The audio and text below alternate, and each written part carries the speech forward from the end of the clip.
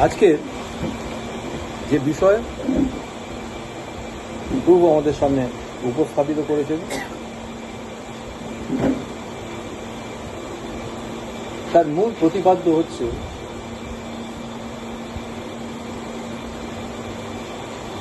ঈশ্বরের যে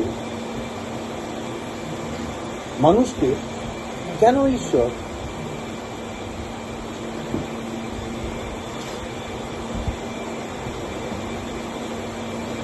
মানুষের জন্য এত কিছু করবে, মানুষের জন্য কেন তুমি এত কিছু করবে, এর পেছনে রহস্যটা কি, পবিত্র শাস্ত্র এই বিষয়ে কি বলছে, কেনই মানুষ, সেটা বুঝতে গেলে আমাদের দেখতে হবে মানুষ সম্বন্ধে ঈশ্বরের হাইয়েস্ট পারপাস, সর্বোচ্চ ঈশ্বরের যে অভিসন্ধি, ঈশ্বরের যে ইচ্ছা, ঈশ্বরের যে বাসনা মানুষকে নিয়ে, সেটা কি। দেখো, মানুষের বিষয় বা মানুষের সম্বন্ধে ঈশ্বরের একটা ইচ্ছা আছে, একটা কনসার্ন আছে, আর যেটা তিনি সম্পূর্ণভাবে বাইবেলের মধ্যে দিয়ে প্রকাশ করেছেন। ঈশ্বরের ইচ্ছা মানুষকে নিয়ে কি, সেটা তিনি সম্পূর্ণভাবে বাইবেলে প্রকাশ করেছেন। বাইবেল হচ্ছে সেরকমই একটা পুস্তক যা ঈশ্বর সম্বন্ধীয়, বিশেষ করে ঈশ্বরের সঙ্গে মানুষের সম্পর্ক। পৃথিবীতে আর কোনো বইতে ঈশ্বরের সঙ্গে মানুষের সম্পর্ক নিয়ে এইভাবে প্রকাশ করা হয়নি, যেটা একমাত্র বাইবেলের মধ্যে আমরা দেখতে পাই। ঈশ্বরের উদ্দেশ্যটা কি, ঈশ্বরের হৃদয়ের বাসনা কি মানুষের সঙ্গে সম্পর্ক স্থাপনের ক্ষেত্রে, যে ঈশ্বর চাইছেন তিনি নিজেকে মানুষ করতে, ঈশ্বর মানুষ হতে চাইছেন এবং একইভাবে মানুষকে ঈশ্বর বানাতে চাইছেন। That is the purpose, the highest purpose of god. ঈশ্বর মানুষ হবেন, মানুষ ঈশ্বর হবেন। দেখো, ঈশ্বর ঈশ্বরই, তাই তো? তথাপি তিনি নিজেকে, বাইবেল বলছে, তিনি আকারে প্রকারে প্রত্যক্ষ হয়ে মানুষ হলেন, মানুষের রূপ ধারণ করলেন। তিনি অ্যাবসলিউটলি হিউম্যান বিং হলেন। ঈশ্বর, যিনি ঈশ্বরই, তিনি মানুষ হলেন এবং মানুষ হয়ে মানবীয় জীবন কাটালেন এই পৃথিবীর বুকে। আর তার মধ্যে মানুষের সমস্ত প্রকৃতি ছিল, অ্যাবসলিউটলি হিউম্যান নেচার। তিনি পূর্ণ মানুষ ছিলেন, তার মধ্যে পূর্ণ মানবীয় জীবন ছিল, মানুষের জীবন। আবার উল্টো দিক থেকে যদি দেখি, অন্য দিক থেকে মানুষ মানুষই, তথাপি ঈশ্বর চান যে মানুষকে ঈশ্বর যেমন তেমন তৈরি করতে। ঈশ্বর যেমন, তিনি মানুষকে চান তেমন ভাবেই দেখতে, তেমন ভাবেই পেতে, তেমন ভাবেই তৈরি করতে। অর্থাৎ তার স্বরূপে, তার প্রতিমূর্তিতে তিনি মানুষকে বানিয়েছিলেন। আর ঈশ্বরের যে জীবন ঈশ্বরের মধ্যে আছে, তিনি মানুষের মধ্যে সেই জীবনটাই চাইছেন। The same life, same nature. কেবলমাত্র একটা জিনিস থাকবে না তার মধ্যে। কি জিনিস? ঈশ্বরের ব্যক্তিত্ব, the very personality of god. এটা প্রত্যেকের ক্ষেত্রে আলাদা। ঈশ্বর মানুষ হলেন, আকারে প্রকারে প্রত্যক্ষ হয়ে তিনি মানুষ হিসাবে এলেন।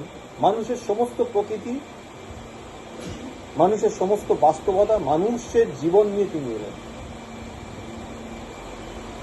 আর তিনি চাইলেন এইখানকার এই যে মানুষ, সে যেন ঈশ্বরের প্রকৃতি, ঈশ্বরের জীবন নিয়ে থাকে, তারা যেন সেটা লাভ করতে পারে ঈশ্বরের সমান। খালি একটা জিনিস তারা, তাদের মধ্যে হবে না, এটা ঈশ্বর, এটা ঈশ্বরেরই প্ল্যান। ঈশ্বর ব্যক্তিকে রেসপেক্ট করেন, ঈশ্বর কারোর ব্যক্তিত্বে কোনোদিন হস্তক্ষেপ করেন না, বিষয়টা মনে রাখতে হবে। তাই মানুষ যখন ঈশ্বর হয়ে যাবে, কিন্তু ব্যক্তি ঈশ্বরের ব্যক্তি সত্তাটা সমান হবে না, সেটা আলাদা থাকবে। বাইবেলে দেখো, আমরা যদি প্রকাশিত বাক্যতে দেখতে পাবে ঈশ্বর প্রভু যিশুকে সমস্ত কর্তৃত্ব দিয়ে দিয়েছেন, আর সেই কর্তৃত্বকে এক্সারসাইজ করে প্রভু যিশু গোটা ব্রহ্মাণ্ডকে পদানত করেছেন, ঈশ্বরের বশীভূত করেছেন, লেখা আছে। আর লেখা আছে সমস্তই বশীভূত হলো। কে বশীভূত করলেন? প্রভু। তার মানে প্রভু তার উপরে আছেন। তাহলে সমস্তই যখন বশীভূত হলো, তখন প্রভু আপনি নিজেকে পিতার কাছে বশীভূত করলেন। তার মধ্যে দিয়ে প্রমাণ হলো যে গড ইজ দ্য হাইয়েস্ট।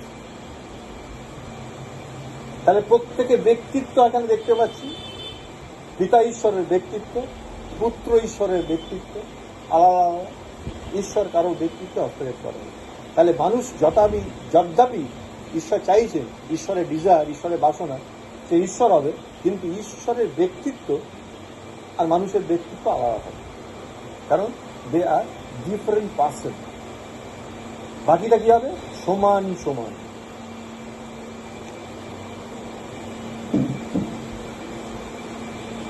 আর এই কারণে ঈশ্বরের যা অ্যাট্রিবিউটস, ঈশ্বরের যা বৈশিষ্ট্যগুলো আছে, সেইগুলো হয়ে উঠবে মানুষের গুণ। ঈশ্বরের বৈশিষ্ট্য মানুষের গুণাবলী হিসাবে প্রকাশ পাবে। আর তার মধ্যে দিয়ে ঈশ্বরের সেই মহিমাময় মূর্তি মানুষের মধ্যে দিয়ে প্রকাশিত হবে। সমগ্র সৃষ্টি দেখতে পারবে ঈশ্বর। ঈশ্বর মানুষের মধ্যে দিয়ে মূর্তিমান হবে।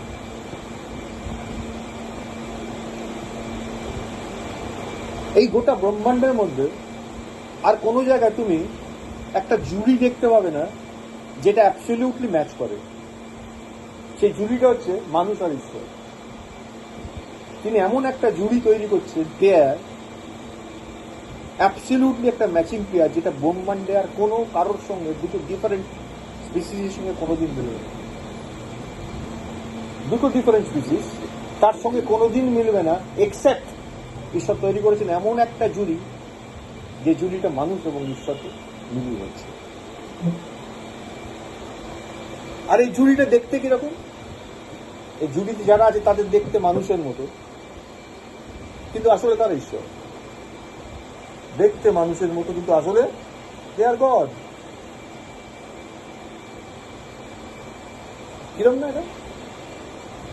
এটা হচ্ছে সত্যি সত্যি একটা মিস্ট্রিয়াস ব্যাপার। বাইবেল ব্যাখ্যা করছে, বাইবেল বলছে এই জিনিসটা ঠিক কি হবে এখনো প্রকাশিত হয়নি। আমরা এ পর্যন্ত যা আছে সেটা দেখা যাচ্ছে, কিন্তু এরপর কি হব সেটা এখনো প্রকাশিত হয়নি। যখন প্রভু আসবেন আমরা তার সমরূপ হব। কথাটা মনে পড়ছে? কি হব আমরা? তার জাস্ট অ্যাজ ইকুয়াল টু।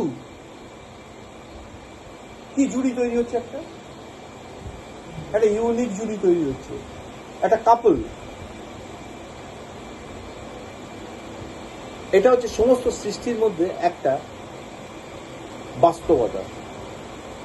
এটাই হচ্ছে ঈশ্বরের সবচেয়ে উৎকর্ষ পরিকল্পনা, হাইয়েস্ট প্ল্যান মানুষকে নিয়ে। তার সৃষ্টি মানুষকে নিয়ে তার সবচেয়ে উচ্চতম সংকল্প হচ্ছে এটা, যেটা তিনি করতে চলেছেন। এটা তার হৃদয়ের বাসনা। আচ্ছা, এটা করার জন্য, যে কোনো কাজ আমরা জানি করার জন্য অনেকগুলো ধাপ পেরোবে, অনেকগুলো স্টেপস থাকে। এই কাজটা সম্পন্ন করার জন্য, অর্থাৎ মানুষ ইকুয়াল টু ঈশ্বর হবে, তার জন্য যে ধাপগুলো পেরোতে হবে, তার জন্য ঈশ্বর তিনটে প্রধান কাজ করেছে। অর্থাৎ ঈশ্বর তার মনোবাসনা সিদ্ধ করার জন্য অলরেডি তিনটে বিষয়কে কমপ্লিট করেছে, যেন তার এই ডিজায়ারটা তিনি ফুলফিল করতে পারেন। তার মধ্যে প্রথম জিনিস হচ্ছে ঈশ্বর মানুষকে সৃষ্টি করবেন মৃত্তিকার ধুলি থেকে। আমরা জানি আদি পুস্তকে ঈশ্বর মানুষকে সৃষ্টি করলেন মাটির ধুলি থেকে। কিভাবে সৃষ্টি করলেন? ঈশ্বর বাক্য বলছে, আমরা আদি পুস্তক দেখি আর 1 অধ্যায় 26 পদে, পরে ঈশ্বর কইলেন, আমরা আমাদের প্রতিমূর্তিতে আমাদের সদৃশ্যে মনুষ্য নির্মাণ করি। ঈশ্বর তাহলে মৃত্তিকার ধুলি থেকে যখন মানুষকে তৈরি করছেন, সেই মানুষটা কার মতো? কার মতো? আউটওয়ার্ডলি, বাইরের থেকে তারা ঈশ্বরের মতো, বাইরের থেকে আমাদের সাদৃশ্যে, আমাদের প্রতিমূর্তি, তাহলে বাইরের দিকে তারা ঈশ্বরের মতো। এইবার ঈশ্বর কি করবেন?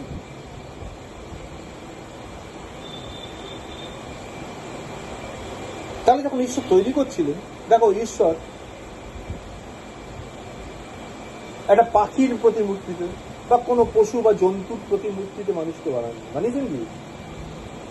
তাহলে মানুষ এমন একটা স্পিসিস যেটা ঈশ্বরের স্বরূপে, ঈশ্বরের সাদৃশ্যে, ঈশ্বরের প্রতিমূর্তিতে গঠিত, আর এটা ঈশ্বর তৈরি করেছে।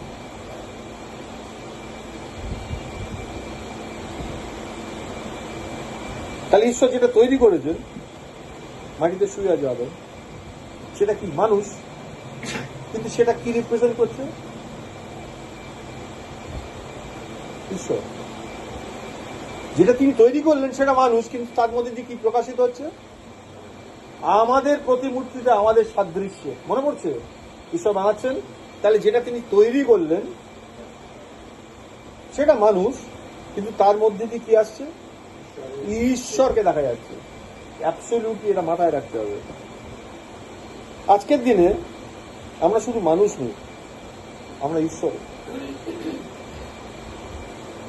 আমাদের এনজিপি, আমরা শুধু মানুষ নই, কিন্তু আমরা ঈশ্বরও।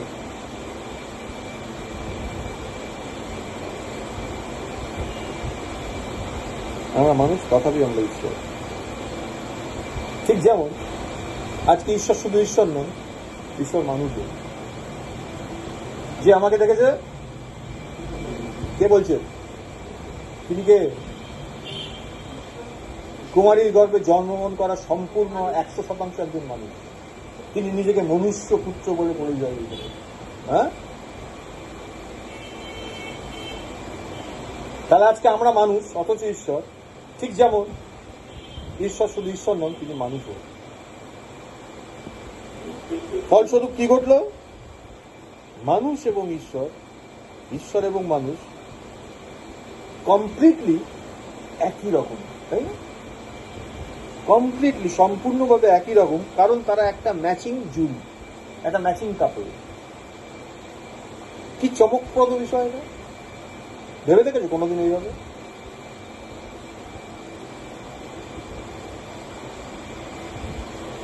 দেখো, যখন ঈশ্বর মানুষকে তৈরি করলেন, তিনি মানুষকে শুধু মৃত্তিকার ধুলি থেকেই তৈরি করলেন না, তিনি মানুষের মধ্যে একটা আত্মাকে স্থাপন করলেন। ঈশ্বর করলেন, বাক্য বলছে, আমরা দেখেছি। কারণ ঈশ্বর আত্মা, আর তাই তিনি মানুষের মধ্যে আত্মাকে স্থাপন করলেন, যে আত্মার সাহায্যে সেই মানুষটা ঈশ্বরের সঙ্গে সংযোগ করতে পারে, ঈশ্বরের থেকে গ্রহণ করতে পারে। অন্য কিছু দিয়ে সংযোগ স্থাপন করা যায় না। বাক্য কি বলছে আমরা জানি। যখন 4:24 সেই সমনীয় নারীকে যিশু বলেছিলেন, ঈশ্বর আত্মা, যাহারা তার ভজনা করে তাহলে ওকে আত্মায় ও সত্য ভজনা করতে হবে। অর্থাৎ ঈশ্বরের সঙ্গে কমিউনিকেট করার একটাই পথ, স্পিরিট। তুমি তোমার মন দিয়ে তুমি ঈশ্বরকে ডাকতে পারো, তুমি তোমার চিন্তা দিয়ে ঈশ্বরের সংস্পর্শে আসতে পারো না। কি দিয়ে আসতে পারো? আত্মা দিয়ে। তাই ঈশ্বর আপনার প্রতিমূর্তিতে, আপনার সদৃশ্যে মানুষকে তৈরি করার পরে তার মধ্যে আত্মাকে দিলেন, যার দ্বারা সেই মানুষটা ঈশ্বরের সঙ্গে সংযোগ স্থাপন করবে এবং ঈশ্বর থেকে গ্রহণ করবে। কি গ্রহণ করবে দেখবো। তাহলে ঈশ্বর মানুষকে বানালেন বাহ্যিকভাবে দেখতে সে মানুষ, আর আভ্যন্তরীণভাবে সে একটা স্পিরিট, আত্মা। বাইরেটা কি? বাহ্যিকভাবে একটা মানুষ, যে মানুষটা ঈশ্বরের সাদৃশ্যে তৈরি করে। আভ্যন্তরীণভাবে কি? সে আত্মা, ঠিক যেমন ঈশ্বর একজন আত্মা। এই যে আত্মা কোথা থেকে এলো? অ্যাকচুয়াল আত্মাটা কি? আত্মা ঈশ্বর সৃষ্টি করবে, ভালো করে বুঝতে হবে। আর আদি পুস্তক 2:7 লেখা ছিল, আর সদাপ্রভু ঈশ্বর মৃত্তিকার ধুলিতে আদমকে, অর্থাৎ মনুষ্যকে নির্মাণ করিলেন এবং তাহার নাসিকায়, ইংরেজি লেখা ই ব্রিথ, ঈশ্বর তার শ্বাসটাকে, ঈশ্বরের শ্বাস, তার নিজস্ব শ্বাসকে মানুষের মধ্যে প্রবেশ করালেন, আর দেখা যে তাহাতে সে সজীব প্রাণী। তাহলে যে আত্মা মানুষের মধ্যে বাস করতে দিয়েছেন ঈশ্বর, সেই আত্মাটার সৃষ্টিকর্তাকে ভালো করে বুঝি। কেন ঈশ্বর আত্মাটা মানুষের মধ্যে দিয়েছেন? অন্য কোন প্রাণী যখন ঈশ্বর সৃষ্টি করেছেন, কারোর মধ্যে স্পিরিট দেন, কারণ কারোরই সঙ্গে ঈশ্বরের সংযোগ স্থাপন করার প্রয়োজন নেই। ঈশ্বর চাননি, সেটা ঈশ্বরের প্ল্যানই নেই। ঈশ্বর বানাচ্ছে একটা কাপড়, একটা জুড়ি, যে তার সঙ্গে কমপ্লিটলি ম্যাচড, একদম তার সঙ্গে তার মতো হবে। তাই তার সঙ্গে সংযোগ স্থাপন করতে গেলে, যেহেতু ঈশ্বর আত্মা, তাই তার সঙ্গে সংযোগ স্থাপন শুধুমাত্র আত্মাতেই করা যায়। তাই তিনি ঈশ্বর মানুষের মধ্যে ব্রিথ করলেন, তার নশ্বরের মধ্যে ব্রিথ করলেন, অর্থাৎ তার মধ্যে আত্মাকে দিলেন, এই সৃষ্টি করলেন আত্মা। বাইবেল আমরা দেখতে পাবো। দেখো সকরীয় 12:1, সেখানে লেখা আছে, আকাশমণ্ডলের বিস্তারকর্তা, যিনি গোটা ইউনিভার্সটাকে এক্সপ্লেইন করেছেন, গোটা ইউনিভার্সটাকে বিছিয়েছেন, পৃথিবীর ভিত্তিমূলে স্থাপন কর্তা, যে ফাউন্ডেশনের ওপর সমস্ত প্ল্যানেটস দাঁড়িয়ে আছে, ইনক্লুডিং এই পৃথিবী, তার স্থাপন কর্তা এবং মনুষ্যের অন্তরস্থ আত্মার উৎপাদন কর্তা। He is the producer of the spirit of the human being. He is the producer. মানুষের ভেতরে যে আত্মা আছে তার উৎপাদনকারী, উৎপাদন কর্তা। কেন তিনি তৈরি করেছেন? কেন তিনি মানুষের মধ্যে আত্মা দিয়েছেন? যাতে মানুষ তার সঙ্গে সংযোগ স্থাপন করতে পারে। অন্য কোনো উদ্দেশ্য নেই, অন্য কোনো প্রাণীর মধ্যে জিনিসটা নেই। তাদের সঙ্গে ঈশ্বরের সংযোগ স্থাপনের কোনো প্রয়োজনীয়তাই নেই। আত্মা না দিলেও মানুষ থাকতো, যেটা অন্য প্রাণীরা আছে। আত্মা দিলেন কেন? কেন? দেখো, পারপাস অফ দ্য গড, যেটা বলছিলাম, ঈশ্বরের যে ইচ্ছা, তার হৃদয়ের যে বাসনা, তিনি মানুষ হবেন আর মানুষ ঈশ্বর হবে। তারা দুজনে মিলে এমন একটা ইউনিক জুড়ি তৈরি হবে, যেটা ইউনিভার্সের একটা মিস্ট্রি হিসেবে থেকে যাবে। ঈশ্বর মানুষকে সৃষ্টি করার পরে কোথায় রেখেছিলেন? লেখা আছে ঈদন উদ্যানে। তার আগে, মানুষকে সৃষ্টি করার আগে কিন্তু ঈশ্বর ঈদন উদ্যান বানিয়েছিলেন, আর সেখানে তিনি জীবন বৃক্ষ উৎপন্ন করে দিলেন। আর ঠিক সেন্টারে, সেইখানে যেখানে জীবন বৃক্ষ উৎপন্ন করেছেন ঈশ্বর, সেইখানে তিনি মানুষকে রাখলেন, তার সৃষ্টি এই মানুষকে রাখলেন। পারপাসটা লক্ষ্য করো, ঈশ্বরের অ্যাকচুয়ালি পারপাস। একটু আগে একটা কথা বলছিলাম যে মানুষ, ঈশ্বর মানুষ হয়েছেন, মানুষ হবেন, অলরেডি তিনি হয়েছেন, আর তিনি চাইছেন মানুষ ঈশ্বর হবে। একদম ঈশ্বরের মধ্যে একটা জিনিস বাদ দিয়ে, ঈশ্বরের ব্যক্তি, দ্য পার্সন গড, সেটা তিনি শেয়ার করেন না কারোর সাথে। তাকে সব শেয়ার হয়, কিন্তু তার ব্যক্তিত্ব স্বতন্ত্র, সেটা শেয়ার হয় না। এখানে দেখো, অবজেক্টিভ অফ গড, ঈশ্বর আদমকে সেই বাগানের কেন্দ্রে রাখলেন এবং তাকে বলে দিয়েছিলেন, ওই বাগানে আর একটা গাছ ছিল, সেই গাছের বিষয়ে ঈশ্বর তাকে সাবধান করেছিলেন যে ওই যে জ্ঞান বৃক্ষটা আছে, যেটাকে বলা হচ্ছে সদাসৎ জ্ঞান বৃক্ষ, the tree of knowledge of evil and good, অসৎ জ্ঞান বৃক্ষ, তার ফলটা তুমি খেও না। প্রচুর প্রচুর গাছ তো উদ্যানে ছিল, তাই না? তার মধ্যে জীবন বৃক্ষ রেখেছিলেন ঈশ্বর, কিন্তু স্পেসিফাই করেছিলেন ওই একটা গাছের ফল তুমি খেও না, কারণ যেদিন তুমি খাবে সেদিন, তাহলে যদি না খাও কি হবে? অর্থাৎ যদি না খাও, তুমি তোমার ঈশ্বরত্বে বিলম্ব করবে। ঈশ্বর কি মরেন? ভালো করে বুঝি কি বলছেন। যদি না খাও, তাহলে আমি যেটা তোমায় তৈরি করেছি তুমি সেটাকেই বিলম্ব করবে। কিন্তু যদি খাও, মরবে। মরবে মানে কি? তোমার মধ্যে আর ঈশ্বরত্ব থাকবে, এই ম্যাচিং জুড়িটা নষ্ট হয়ে যাবে। বাইবেল বলছে, আর বিপদ গমনে মনুষ্যের বিপদ গমনে তারা কেবলমাত্র মানুষ হয়ে গেল। তাহলে ঈশ্বরের সাদৃশ্যে, ঈশ্বরের প্রতিমূর্তিতে যে মানুষ ঈশ্বর সৃষ্টি করেন তারা শুধু সেইটাই হয়ে গেল। তাদের ইনওয়ার্ড পার্টে ঈশ্বর যেটা ব্রিথ করে দিয়েছিলেন সেটা কি হয়ে গেল? মৃত। অ্যাকচুয়ালি মরে গেল ওই স্পিরিটটা। ভালো করে বুঝি কি মরে গেল, যেটা দিয়ে ঈশ্বরের সঙ্গে কমিউনিকেট করতে পারবে, ঈশ্বরের থেকে তুমি গ্রহণ করতে পারবে, সেটা ডেড হয়ে গেল। সেটাই হচ্ছে জীবনের উৎস, সেটাই হচ্ছে বেঁচে থাকবে। আর সেটা যখন মরে গেল তখন কি হলো? বাইরের যে জিনিসটা, ইনওয়ার্ডটা যখন ডেড হলো, বাইরেরটার মধ্যে ডিকে বা ক্ষয় এলো, তখন ধীরে ধীরে সেটাও মরে যাবে। বাইরেরটা বেঁচে থাকে কেন? ভেতরেরটার জন্য বেঁচে থাকে। ভেতরেরটা কিন্তু বাইরেটার জন্য বাঁচে না। বুঝতে পারছি আমার কথাগুলো? ঈশ্বর বললেন ছোটবেলা থেকে এই মনুষ্যদের সমস্ত চিন্তার কল্পনা কেবলই নিরন্তর মন্দ। তাই তিনি বললেন আমার আত্মা নিত্য মনুষ্যদের মধ্যে অধিষ্ঠান করবে না। তিনি উইথড্র করে নিন। আর মানুষ ঈশ্বরের সঙ্গে কমিউনিকেট করতে পারে। তাহলে ঈশ্বরের পরিকল্পনাটা যেটা ছিল, ঈশ্বর মানুষ হবে, মানুষ ঈশ্বর হবে, একটা ডিজাস্টার হবে। দেখতে পাচ্ছি আমরা।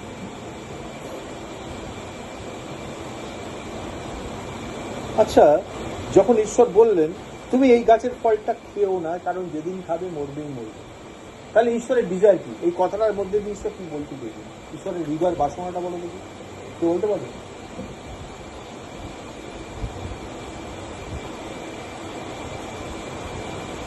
এনিবডি? হ্যাঁ, দেখো, ঈশ্বর এমন একজন ব্যক্তি যিনি পার্সোনালিটিতে বিশ্বাসী, যিনি ব্যক্তিকে রেসপেক্ট করেন, তিনি জোর করেন না। তিনি যদি জোর করতেন তাহলে তিনি কি করতেন বলেন? হ্যাঁ, তিনি জীবন বৃক্ষটা ফলটা পেড়ে মানুষকে খাইয়ে দিতেন। তিনি যখন বললেন ওই গাছের ফলটা খেও না, ওয়ার্নিং, বিপদ আসছে, বাঁচিয়ে রাখতে চাইছেন, এটা বলে দিলেন। খেলে মরবে মরবে, জোর করে আটকাচ্ছেন না। কিন্তু যেটা জোর করছেন না সেটা কি? তার মনের ডিজায়ারটা কি? মানুষ যেন কি খায়, কোনটা যেন খায় মানুষ। That is the desire of god, যে মানুষ যেন জীবন বৃক্ষটা খায়, যার মধ্যে জীবন বৃক্ষ is equal to god. Source of লাইফটাকে যেন সে রিসিভ করে, that is the desire of god. কিন্তু আনফর্চুনেটলি মানুষ কি করলো? জীবন থেকে, জীবন ভালোবাসার থেকে সে কি ভালোবাসবে? মৃত্যু। ঈশ্বর বলেই দিলেন যেদিন খাবে মরবেই মরবে। কি পছন্দ করবে মানুষ? জীবন থেকে মৃত্যুকে ভালো মনে করবে। জ্ঞানের পরিণাম কি?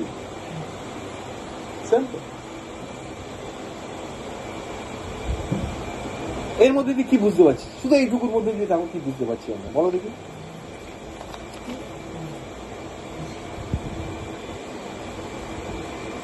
ঈশ্বর মানুষকে তার প্রতিমূর্তিতে, তার সাদৃশ্যে তৈরি করেছিলেন। আর তার মধ্যে ঈশ্বর এক আত্মাকে সৃষ্টি করেছিলেন মানুষের মধ্যে, যেন সেই আত্মার দ্বারা সে ঈশ্বরের সঙ্গে সংযোগ স্থাপন করে ঈশ্বরকে গ্রহণ করতে পারে। Only the man with the spirit can receive elements from god. অন্য কেউ পারে। কিন্তু মানুষ ঈশ্বরের সঙ্গে সংযোগ স্থাপন করার থেকে জীবন বৃক্ষকে বেশি শ্রেয় মনে করল। আর তার দ্বারা লেখা আছে, বাইবেল আমাদের বলছে, আর মানুষ সেই দিন থেকে পতিত হলো। লেখা আছে দ্য ম্যান বিকেম ফলেন। আচ্ছা, পতিত শব্দের অর্থ কি? পতিত বা পড়ে যাওয়ার অর্থ হচ্ছে সে যে স্ট্যান্ডার্ডে, যে স্ট্যাটাসে আছে তার থেকে ডাউনফল হওয়া। তার মানে এই ঘটনার আগে সে কোথায় ছিল? উঁচুতে ছিল। এই উঁচুটা ইজ ইকুয়াল টু ঈশ্বরের সমান। মানুষ কোথায় ছিল? ঈশ্বরের সমান। আর তিনি, মানুষ কি করলো? সেই জায়গা থেকে পড়ে গেল, পতিত। তাই বলছে এটা ফলেন না। পড়ে যাওয়ার অর্থ বুঝতে পারবে? তাহলে প্রথম ঈশ্বর এটা তৈরি করেছিল, মানুষকে তৈরি করে তার মধ্যে আত্মা দিয়েছিল, অবজেক্টিভটা ভালো করে বুঝি। দ্বিতীয় তিনি কি করলেন? পতিত হয়ে গেছে মানুষ। দ্বিতীয় যে কাজটা তিনি করলেন, এবার তিনি ঈশ্বর, তিনি স্বয়ং মানুষ হয়ে অবতীর্ণ। He became man. কখন ঘটলো ঘটনাটা? যখন প্রথম মানুষ এই ঘটনাটা ঘটিয়েছে তার থেকে প্রায় 4000 বছর কেটে গেছে। তারপর এই পৃথিবীর বুকে ঈশ্বর মানুষ হয়ে এলেন এক ব্যক্তির মধ্যে দিয়ে, তাকে আমরা চিনি যে নাম যীশু খ্রিস্ট। প্রথম মানুষ সৃষ্টি করার পর 4000 বছর বাদে এই ঘটনাটা ঘটছে। তিনি কিভাবে এলেন? বলছে তিনি হি ইজ গড, আর বাক্য বলছে তিনি হি স্পিরিট, ঈশ্বর আত্মা। বলছে তো, তাহলে তিনি কিভাবে এলেন? লেখা আছে, বাইবেল পরিষ্কার করে স্পেসিফাই করছে। আর তিনি একজন কুমারীর গর্ভে প্রবেশ করবেন, আর পবিত্র আত্মা তোমার উপর ছায়া করবে। ঠিক আছে, তিনি একজন কুমারীর গর্ভে প্রবেশ করলেন, জোর করে নয়। তিনি যখন মরিয়মকে জানালেন, মরিয়ম বললেন, আপনার ইচ্ছা অনুযায়ী আপনার দাসীর প্রতি ঘটুক। প্রবেশ করলেন। আর যখন তিনি প্রবেশ করলেন, আর সেই গর্ভের মধ্যে তিনি 9 মাসেরও বেশি সময় ধরে কি হলো, তিনি সেখানে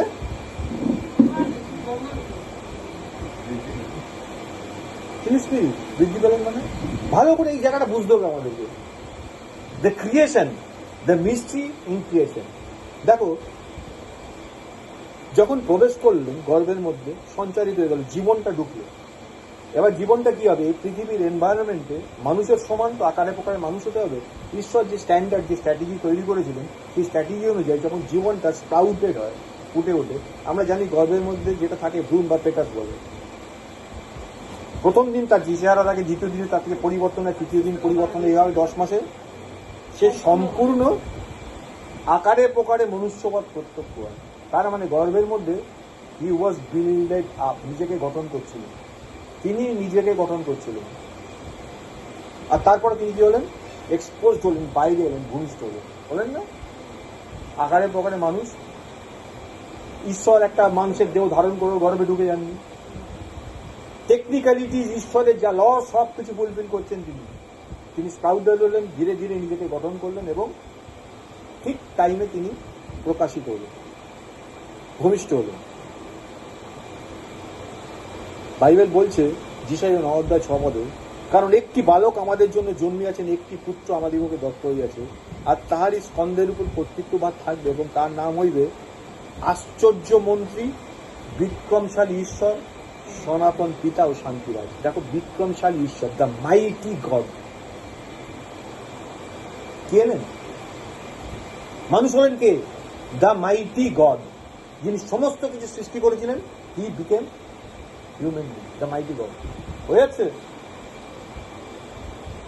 তিনি পৃথিবীর বুকে এসেছিলেন, আর 30 বছরেরও কিছু বেশি সময় ধরে তিনি তার মিশন, যে উদ্দেশ্যে তিনি এসেছিলেন, সেটা কমপ্লিট করলেন। এই পৃথিবী মাটির ওপর তিনি কতদিন ছিলেন? 33.5 বছর। তিনি তার মিশনটাকে কমপ্লিট করে দিলেন। আর এই সময়ের মধ্যে তিনি কি করেছেন? যে ঈশ্বরকে কেউ কোনোদিন দেখেনি, তাকে তিনি প্রকাশ করবেন। হি এক্সপ্রেস গড। কোথা দিয়ে প্রকাশ করবেন? কিভাবে প্রকাশ করবেন? তোমরা যদি আমার কথায় না বিশ্বাস করো, আমার কাজে বিশ্বাস করো। আবার তিনি কখনো বলছেন তার শিষ্যকে যে আমাকে দেখেছে সে পিতাকে দেখেছে। বলছেন কিভাবে তিনি প্রকাশ করছেন? তার কাজের মধ্যে দিয়ে, তার বাক্যের মধ্যে দিয়ে, তার চেহারার মধ্যে দিয়ে, সবকিছু দিয়ে তিনি ঈশ্বরকে এক্সপ্রেস করছেন। এই 33.5 বছরের জীবন তিনি পৃথিবীর বুকে ছিলেন, আর তিনি সেটা করেছিলেন। তারপরে কি করলেন? তিনি ক্রুশেতে গেলেন, ক্রুশীয় মৃত্যু বরণ করার জন্য, যে উদ্দেশ্যে তিনি এসেছিলেন। আমরা কি দেখলাম? ঈশ্বর মানুষকে সৃষ্টি করার পরে যে মানুষ পড়ে গেল, ঈশ্বরের সমান থাকতে তার সে ছিল, কিন্তু সে পড়ে গেল।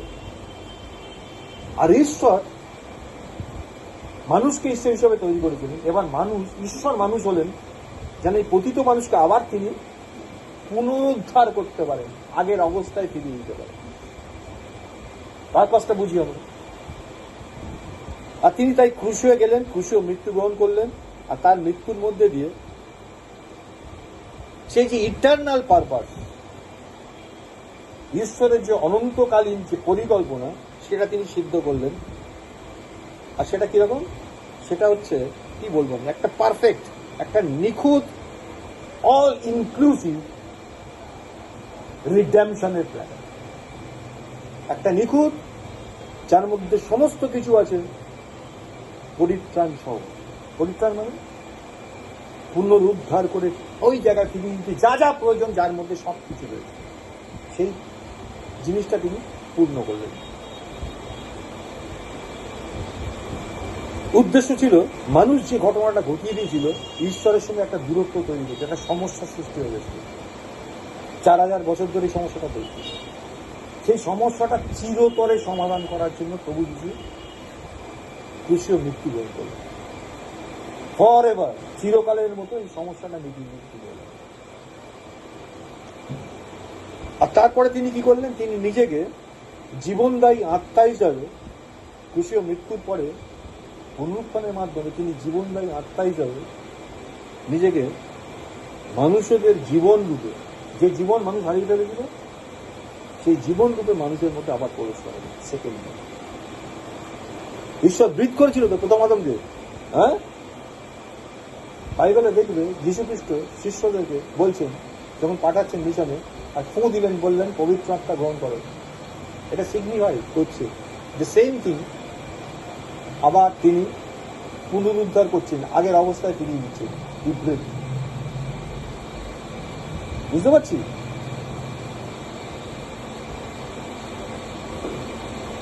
তৃতীয় যে জিনিসটা, যে মহান জিনিসটা ঈশ্বর ঘটালেন তার পুনরুত্থানের মধ্যে দিয়ে, তিনি জীবনদায়ী আত্মা হলেন। তিনি এমন একজন আত্মা হলেন পুনরুত্থান হবার পর, যে আত্মাটাকে বলা হচ্ছে জীবনদায়ী আত্মা।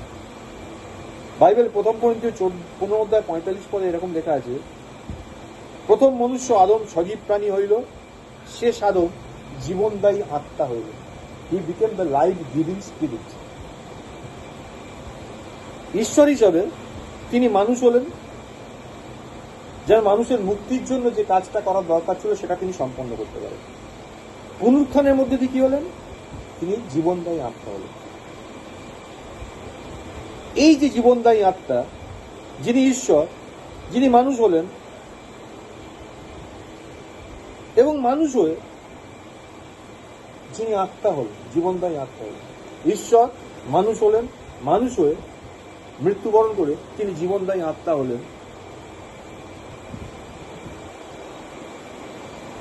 যে আত্মা ঈশ্বরের আত্মা, যে আত্মা আমাদের পরিত্রাতার আত্মা, তিনি আমাদের ঈশ্বর, আমাদের প্রভু যীশু খ্রিস্ট। আর আজকে তিনি জীবনদায়ী আত্মা হয়ে অপেক্ষা করছেন। Is waiting. কিসের জন্য অপেক্ষা করছেন? যেন আমরা তাকে গ্রহণ করি।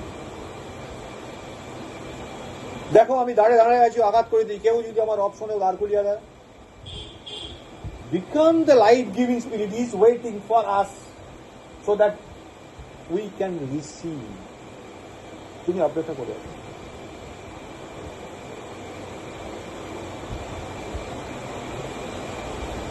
The life-giving spirit is waiting. সেই ঈশ্বর যিনি জোর করেন, তিনি জোর করে আদমকে জীবন বৃক্ষের ফল খাওয়াননি, কিন্তু তার ডিজায়ার পরিষ্কার ছিল, তুমি ওটা খেও না, তাহলে কোনটা খাবে? অবভিয়াসলি জীবন বৃক্ষ। সেই একই ঈশ্বর অপেক্ষা করে আছেন যেন তিনি তার ঈশ্বরত্ব আমাদের মধ্যে ঢেলে দিতে পারেন। যখনই আমরা জীবনদায়ী আত্মাকে গ্রহণ করি, তখন সেই আত্মা dispense every element of God in us. তিনি ঈশ্বরীয় সমস্ত উপাদান আমাদের মধ্যে ঢেলে দেন। তাহলে কি দেখছি? প্রথমত, ঈশ্বর মানুষকে তৈরি করেছিলেন এমন ভাবে যাতে মানুষ তার প্রতিমূর্তিতে, তার স্বরূপে বাহ্যিকভাবে সৃষ্টি হয়, এবং তার যেন একটা আত্মা থাকে, যে আত্মাকে ঈশ্বর তার মধ্যে দিয়েছিলেন আভ্যন্তরীণ ভাবে, যে আত্মার সাহায্যে সে ঈশ্বরের সঙ্গে সংযোগ স্থাপন করে ঈশ্বরের কাছ থেকে গ্রহণ করে। তার জন্য আত্মা দরকার। তার মানে আত্মাবিহীন ব্যক্তি, যার আত্মা মৃত, সে কিন্তু কোনোদিন ঈশ্বরের থেকে গডলি কোনো মেটেরিয়াল রিসিভ করতে পারে না। তাই বাইবেলে লেখা আছে আর কোনো পথ নেই। যিশু বলেন, আমি পথ, আমি সত্য, আমি জীবন। কথাটার তাৎপর্যটা এইবার বোঝো। সারা জগতে অনেক পথ, ন্যায়, নীতি আছে, কিন্তু কোনোটার মধ্যে জীবন নেই। জীবন তুমি পেতেও পারবে না। কিভাবে পেতে পারবে? এই জীবন পেতে গেলে কি করতে হবে? সেই জীবনদায়ী আত্মাকে তোমার গ্রহণ করতে হবে। আর কোথাও জীবন নেই। দ্বিতীয়ত, ঈশ্বর মানুষ হলেন এবং মানুষের মুক্তির জন্য যে কাজটা করার দরকার ছিল সেটা তিনি সম্পন্ন করলেন। যেন ঈশ্বর আর মানুষের মধ্যে যে দূরত্ব সৃষ্টি হয়েছিল, ফলেন পড়ে যাওয়ার পরে কি হয়েছিল, একটা বিশাল দূরত্ব তৈরি হয়েছিল, সেই দূরত্ব তিনি গুছিয়ে দেন। আর সেই স্বর্গীয় জীবন যেটা তার মধ্যে আছে সেটাকে তিনি রিলিজ বা মুক্ত করে দিলেন। দূরত্ব ঘুচিয়ে তারপরে সেটাকে মুক্ত করলেন। ঈশ্বর যখন আদমকে তৈরি করেছিল, তখন এবার তুমি কনসেপচুয়ালি ভাবো, ঈশ্বরের সাদৃশ্যে, ঈশ্বরের প্রতিমূর্তি তিনি আদমকে তৈরি করেছেন। তার মধ্যে ব্রিড করে ঈশ্বর আত্মা দিয়েছিলেন। সেই আত্মা ঈশ্বর সৃষ্টি করেছেন, সেটা ঈশ্বরের আত্মা নয়, কিন্তু মানুষের আত্মা তিনি তার মধ্যে পাঠিয়ে দিয়েছিলেন। এবার মানুষটাকে চিন্তা করো, মানুষটা আসলে তখন কি ফেটাস, গর্ভের মধ্যে তুমি যদি ভাবো ধীরে ধীরে তৈরি হচ্ছে, ভূমিষ্ঠ হয়। তার আগেই ঘটনা ঘটে গেছে। কখন ভূমিষ্ঠ হবে বলো তো? কখন সেই মানুষটা, যে মানুষটাকে ঈশ্বর তৈরি করছেন, সেটা কমপ্লিট হয়ে ভূমিষ্ঠ কখন হবে বলো তো? প্রভু যিশুর দ্বিতীয় আগমনের তুমি সেই মানুষটাকে দেখতে পাবে। The complete human being, the complete God. আর যেদিন প্রভু প্রকাশিত হবে, সেদিন আমরা তাহার সহিত তাহার সমরূপ হব। লেখা আছে, বোঝা যাচ্ছে এখন কোন স্টেজ? ঈশ্বর আদমকে তৈরি করেছেন কোন স্টেজে, আমরা কোন স্টেজে আছি। তাহলে যখন কোনো শিশু কোনো গর্ভে থাকে, তার কি প্রয়োজন? খাদ্যের প্রয়োজন। যে খাদ্য সে বৃদ্ধি পায়।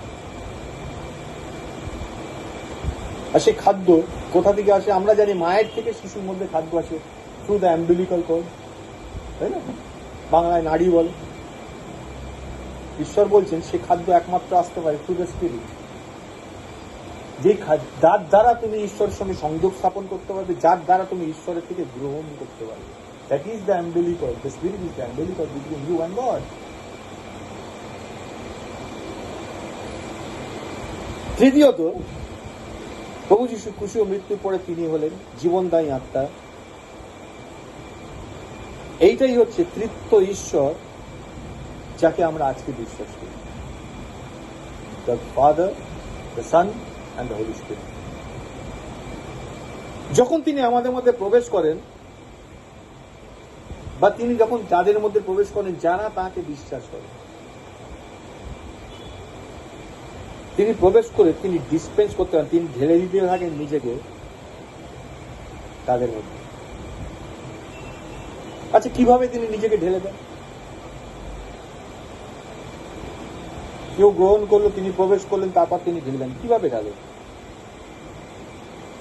দেখো, যখন তিনি জীবনদায়ী আত্মা হিসাবে আসেন আমাদের মধ্যে, তখন তিনি, যেটা একটু আগে বলছিলেন, তিনি আমাদের মধ্যে জন্মান। ঠিকভাবে যেভাবে একজন মহিলা গর্ভবতী হয়, এখানে আমরা পুরুষ কি নারী কিচ্ছু যায় আসে না, যখন সেই জীবনদায়ী আত্মা আমাদের মধ্যে প্রবেশ করে, সে মরিয়মের ব্যাপারটা চিন্তা করো। আপনার কথা অনুসারে আমার প্রতি ঘটুক, ইমিডিয়েটলি সেটা প্রবেশ করলো, স্পিরিট অফ গড তার মধ্যে প্রবেশ করলো, জীবনদায়ী আত্মা প্রবেশ করলো। ঠিক একইভাবে আমাদের মধ্যে প্রবেশ করে, আমরা গর্ভবতী হই। এখানে পুরুষ নারী বলে কিছু নেই, গর্ভবতী। আমাদের গর্ভের মধ্যে কি হবে? একটা শিশু বড় হচ্ছে।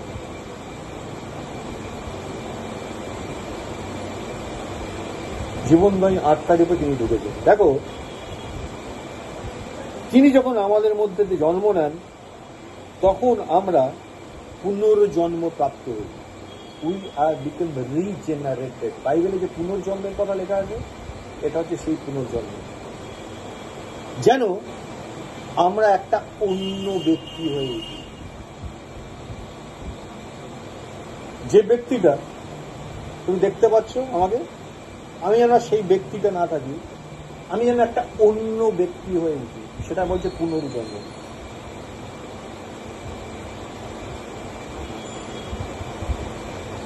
এই ধরনের একজন ব্যক্তি যে ঈশ্বর থেকে জাত হয়, তার সেই অথরিটি থাকে বা তাকে সেই ক্ষমতা দেওয়া হয় যাতে সে ঈশ্বরের পুত্র বা কন্যা বলে অ্যাকসেপ্টেড হয়। He is really the son of god. Bible বলছে যোহন বা 1:12-13 পদে, কিন্তু যত লোক তাহাকে গ্রহণ করিল সেই সকলকে যাহারা তাহার নামে বিশ্বাস করে তাহাদিওকে তিনি ঈশ্বরের সন্তান হইবার ক্ষমতা দিল। লেখা আছে। এর পরের পদটা জানো, 13 পদটা, তারা রক্ত হইতে নয়, মাংস হইতে নয়, মনুষ্যদের ইচ্ছা হইতেও নয়, ঈশ্বরের আত্মা হইতে জাত। এই কথাটা মানে কি? বহু দিন ধরে আমি বোঝার চেষ্টা করি। আচ্ছা, এই এতগুলো কথা বললো, তারা রক্ত থেকে নয়, তারা মাংস থেকে নয়, তারা মানুষের ইচ্ছা থেকেও নয়। তাহলে তিনটে ভাবে জাত হওয়া যায়, রক্ত থেকে, মাংস থেকে, মানুষের ইচ্ছা থেকে। এই তিনটের কোনোটাই তাদের জীবনে ঘটেনি, কিন্তু তারা ঈশ্বরের আত্মার থেকে জাত, ঈশ্বর হইতে জাত। তাহলে স্বাভাবিকভাবে ন্যাচারালি এই তিন ভাবে মানুষ জন্মাতে পারবে। হ্যাঁ, এটা প্রভু আমাকে কালকে বুঝিয়েছে। মানুষ জন্মায় কিভাবে? এই তিনটে হবে। একটা বলছে রক্ত থেকে। আজকের দিনে আমরা বিজ্ঞান পড়ে আমরা জানি টেস্ট টিউব বেবি, সারোগেসি, এই কথাগুলো আমরা সঙ্গে এখন পরিচিত। অর্থাৎ মানুষের ডিএনএ, মানুষের রক্ত নিয়ে আরেকটা নতুন মানুষ তৈরি করা যেতে পারে। মানুষের মতো আরেকটা মানুষ তৈরি করা যেতে পারে ইউজিং দিস টেকনোলজি। তারা রক্ত হইতে নয়, মাংস হইতে নয়। মাংস মানে জাগতিক কামনা লালসার দ্বারা যে সন্তানের জন্ম হয়। পৃথিবীতে অনেক ইনসিডেন্ট আছে।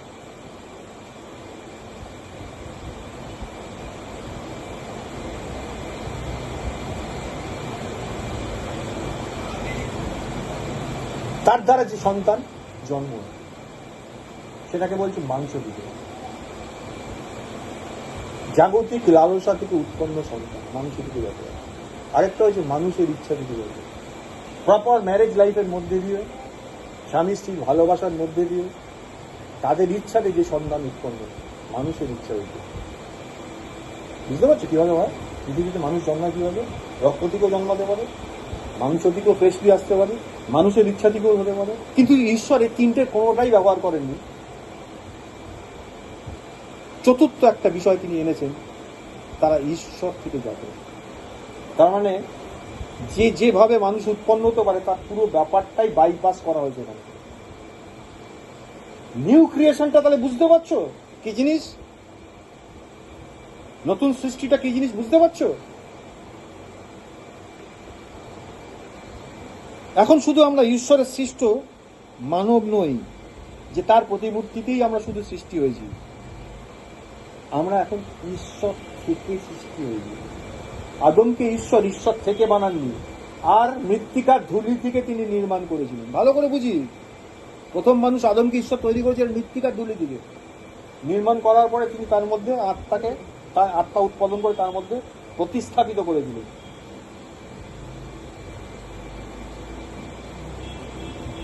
আজকে সকালবেলা একটা মেসেজ পাঠিয়েছিলাম, ঠিক আছে? মানে যে আমরা পাঠাই লিঙ্কটা, তার সঙ্গে একটা জিনিস যায়।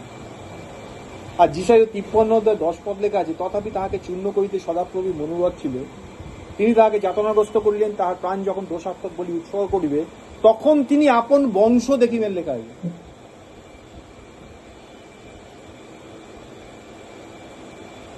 ঈশ্বরের নিজস্ব পরিবার, তার নিজের জেনারেশন। এখানে এত ছেলে মেয়ে আছে তো, এত মানুষ আছে তো, এখানে কি বলতে পারি এরা আমার বংশ? কাকে বলতে পারি আমার বংশ? আমার নিজের ঔরসে যত যে সন্তান, তাকে আমি আমার বংশ বলতে পারি। আমার 2 ছেলে আছে, দে আর মাই জেনারেশন। হ্যাঁ, এবার দেখো, ঈশ্বরে বলছি, ঈশ্বর নিজের বংশ দেখিবার অপেক্ষায় ছিল। ভালো করে বোঝো, আদম নয়।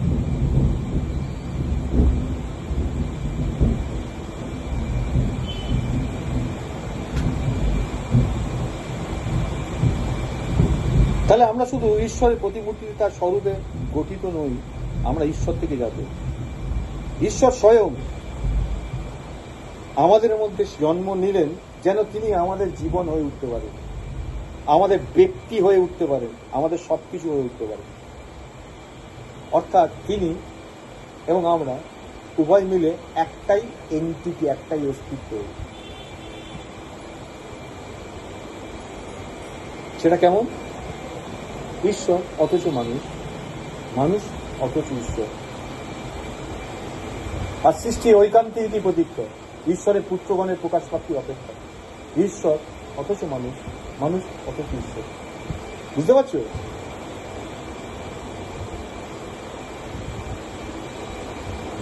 নতুন সৃষ্টির মধ্যে দিয়ে ঈশ্বর এটা করতে পারে। আর দুর্ভাগ্যবশত আজকে বিশ্বাসীরা এই নতুন জন্ম বা রিজেনারেশন সম্পর্কে তাদের সঠিক ধারণা নেই। হোয়াট ইজ রিজেনারেশন, নতুন জন্ম কি, এই সম্বন্ধে তাদের স্বচ্ছ ধারণা নেই। তারা মনে করে নতুন জন্ম হচ্ছে একটা বইয়ের পাতা উল্টানো। আমার বইতে আমার একটা খাতা আছে, খাতার পাতার মধ্যে সব কিছু লেখা। এতদিন ধরে যেটা শিখেছি সেটা প্রমাণিত করে ভুল, পাতা উল্টে নতুন করে লেখা। সেটাই হচ্ছে রিজেনারেশন, নতুন সৃষ্টি। অর্থাৎ আমি আমার অতীতটাকে বদলে ফেলি। আমার অতীতে আমি যা ছিলাম তা আমি আর থাকবো না। সেটা কি হবে? নতুন হয়ে যাবে। আমি এখন থেকে যা কিছু করবো সব নতুন। এটা একটা ধারণা। বলছি বিষয়টা তা না। Regeneration is not so. Regeneration হচ্ছে ঈশ্বর নিজেকে ঢেলে দেবেন আমাদের মধ্যে। ঈশ্বর নিজেকে আমাদের মধ্যে ডিসপেন্স করবেন, আমাদের মধ্যে ঢেলে দেবেন। তার বিং, তার যে সত্তাটা, সেটা আমার মধ্যে জন্মাবে। নতুন পাতায় কিছু লিখছেন না। আমার জীবনের সব লেখা পাতাগুলো বাদ দিয়ে সাদা পাতাটা কিন্তু সেখানে তিনি লিখছেন তা না। Absolutely new creation, absolutely new creation. পুরনো খাতার সাদা পাতায় তিনি লিখছেন না, তিনি আমার মধ্যে জন্মাবেন। দেখো, যে মুহূর্তে, যেদিনকে আমরা পরিত্রাণ প্রাপ্ত হয়েছিলাম, আমাদের মধ্যে আরো একজন এসেছিল। জানো কি? তোমার মধ্যে কেউ একজন এসেছিল, একজন আলাদা ব্যক্তি, তিনি আমাদের মধ্যে এলেন। অর্থাৎ আমাদের মধ্যে আরেকটা জীবন এলো, আরেকজন ব্যক্তি এলো। আর সেই ব্যক্তি হচ্ছেন ঈশ্বর অথচ মানুষ। তিনি আবার আত্মাও, তিনি জীবন, তিনি আমাদের সব। আর সেই সময় থেকে, অর্থাৎ যে মুহূর্তে আমরা নতুন জন্ম প্রাপ্ত হলাম, দ্য টাইম অফ রিজেনারেশন, ঈশ্বর কি করতে শুরু করলেন? ঈশ্বর ধীরে ধীরে আমাদের জীবনে তার উপাদানকে যুক্ত করতে লাগলেন।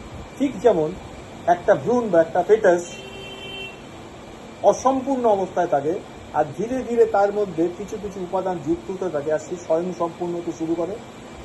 আমাদের মধ্যে ঈশ্বর ধীরে ধীরে নিজেকে যুক্ত করতে থাকে, ধীরে ধীরে। এবং তারপর থেকে, তাহলে আমরা যখন প্রথম পরিত্রাণ প্রাপ্ত হলাম, নতুন সৃষ্টি হলাম, ঈশ্বর কিছুটা আমাদের মধ্যে প্রবেশ করেন, কিছুটা যুক্ত করলেন। আর তারপর থেকে যখনই তিনি সুযোগ পান, তিনি আরেকটু যুক্ত করেন নিজেকে আমাদের সঙ্গে। যখনই তিনি সুযোগ পান, তারপরে আবার একটু যুক্ত করেন, তারপরে আবার একটু যুক্ত করেন। এইটা চলতে থাকে। কতদিন চলতে থাকে? যতক্ষণ আমরা সেই পূর্ণতার আকার পর্যন্ত না পৌঁছচ্ছি। দেখো, আমাদের দৈনন্দিন জীবনের অভিজ্ঞতা থেকে যদি খুব ভালো করে চিন্তা করো, এইটাকে কনফার্ম করতে পারবে, এই বিষয়টা বুঝতে পারবে।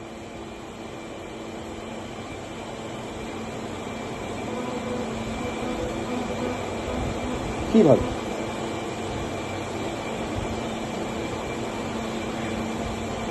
কিভাবে কিভাবে কিভাবে দেখো, আমরা মুক্ত হওয়ার পর, আমরা পরিত্রাণ পাওয়ার পর আর এক ব্যক্তি আমাদের মধ্যে যুক্ত হলেন। এরপর আমরা যখনই আমাদের থেকে কিছু একটা করতে যাই, তাই তো, এতদিন তো আমরা কিছু করতাম, তিনি যুক্ত হওয়ার পরেও আমরা কিছু করতে চাই বা করতে যাই, কি হয়? আমাদের মধ্যে আরেকজন যে ব্যক্তি ঢুকে গেছেন, তিনি আমার সঙ্গে সহমত পোষণ করেন না সেই বিষয়ে। আগে স্বচ্ছন্দ করতাম, কোনো অসুবিধা হতো না, কিন্তু মরিত্রাণ পাওয়ার পরে কি ঘটনা ঘটছে, যখন আমি কিছু করতে যাচ্ছি আগের মতো করেই, আরেকজন ব্যক্তি যে আমার মধ্যে আছে সেই বিষয়ে সহমত পোষণ করেন না। তিনি বলেন ছেড়ে দাও, করুন, ছেড়ে দাও, এটা করুন। হয় কি ভেতরে? বলে কেউ? এটা ডেইলি এক্সপিরিয়েন্স থেকে তুমি বুঝতে পারবে যে তোমার মধ্যে অন্য কেউ আছে যিনি বলেন না, করো, ছেড়ে দাও। তুমি ভালো স্বামী হতে চেষ্টা করছো, করো না, ছেড়ে দাও। তুমি ভালো স্ত্রী হতে চেষ্টা করছো, করো না, ছেড়ে দাও। তুমি ভালো ছেলে বা ভালো মেয়ে হতে চেষ্টা করছো, ভালো বাবা ভালো মা হতে চেষ্টা করছো, ঈশ্বরের বিষয় শুনেছো, এবার তুমি চেষ্টা করছো, আর তোমার ভেতরে যে আগে সে বলে ছেড়ে দাও, ছেড়ে দাও, করো না, করো না। কেন বলেন? কেন বলেন তিনি বলেন তুমি থামো, তুমি করো না, আমাকে করতে দাও। তুমি ভালো মা হতে চাইছো, করো না, থেমে যাও, আমাকে করতে দাও। আমি তোমার সঙ্গে, তোমার মধ্যে থেকে তোমার সঙ্গে ভালো মা হয়ে উঠি। Let me do it for you. তুমি করো না।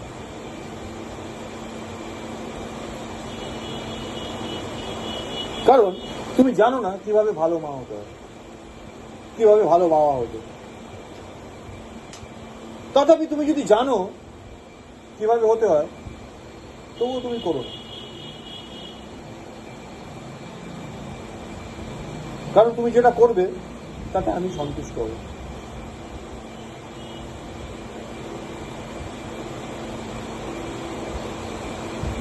তুমি যাই করো না কেন সেটা আমি চাই না।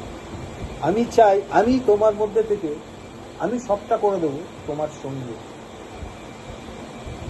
মসিকে যখন ঈশ্বর প্রথমবার পাহাড়ের ওপর, হরেব পর্বতের উপর ডেকে নিয়ে গেলেন, আর ঈশ্বর নিজের প্রস্তরের উপর তক্ষণ করে 10 আজ্ঞালিকে মসির হাতে দিয়েছিল। মসি শুধু সেটা ক্যারি করে এসেছিল। আর মসি যখন নেমে এসেছিল তখন মানুষের মধ্যে ওই ঘটনাগুলো দেখে মসি সেইগুলোকে ভেঙে ফেলেছিল, তাই না? পরে দ্বিতীয়বার যখন পর্বত উঠে গেছে, ভালো করে ভেবে দেখো, ঈশ্বর মসিকে বললেন এবার তুমি পাথর কাটো আর তার মধ্যে আমি লিখব। আগে একটা পুরোটা ঈশ্বর করে দিয়েছিল। দ্বিতীয়বার কি বললেন? তুমি পাথরটা কাটো, ওই স্লেটগুলো তুমি বানিয়ে দাও, এবার আমি তার উপরে লিখব। যে ঈশ্বর যিনি আমাদের মধ্যে জন্ম নিয়েছেন, যিনি আমাদের মধ্যে রয়েছেন, তিনি একটা ব্যক্তি হিসাবে আমাদেরকে বলেন করো না, আমি তোমার হয়ে করব তোমার সঙ্গে। আমার কম্প্যানিয়ন চাই, আমার সঙ্গে তিনি করবেন আমার হয়ে পুরোটাই। কারণ আমি জানি না কিভাবে ভালো করতে হবে। ওই বলছে আমার কোনো কিছু ভালো করার ইচ্ছা আমার মধ্যে উপস্থিত বটে, বলছে আমি করতে পারছি। তার মানে বহুবার করে দেখেছে, হয় না। আমার ভেতরে যে রয়েছে সে বলছে করুন, ওটা তোমার কাজ নয়। তুমি যেটা করতে চাইছো তোমার পুরনো মানুষকে, ওটা তোমার কাজ নয়। আমি যে নতুন সৃষ্টিটা হয়েছে ওটা আমি করব তোমার সঙ্গে। মানে কাজটা আলটিমেটলি তোমারই হবে, কিন্তু করবো আমি। বোঝা যাচ্ছে নতুন মানুষটা কি জিনিস, তিনি কি চাইছেন। এটা প্রতিদিন আমাদের মধ্যে অনেকেই আমি মনে করি এক্সপিরিয়েন্স করি। যখন আমরা প্রথম নতুন পরিত্রাণ প্রাপ্ত হয়েছিলাম, তখন আমরা ঈশ্বরকে আমাদের জীবনে গ্রহণ করেছিলাম, কিন্তু তাকে অ্যালাউ করিনি তিনি আমার সব ব্যাপারে নাক বলেন। আমি আমার জীবনে এক্সপিরিয়েন্স কথা বলছি, আমি অনেক কিছু জানি এটা।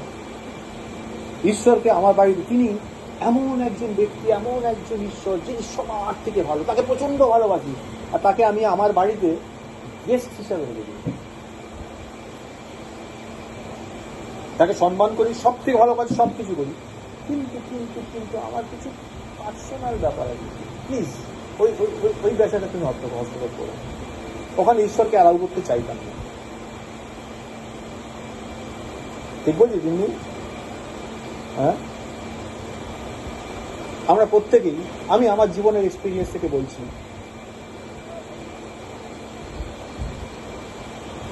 আমি চাইতাম না ঈশ্বর ওখানে নাক গলায়।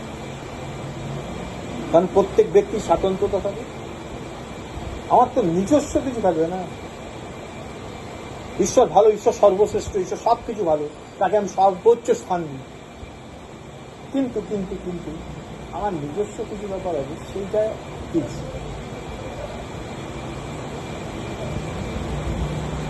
খাদ্য।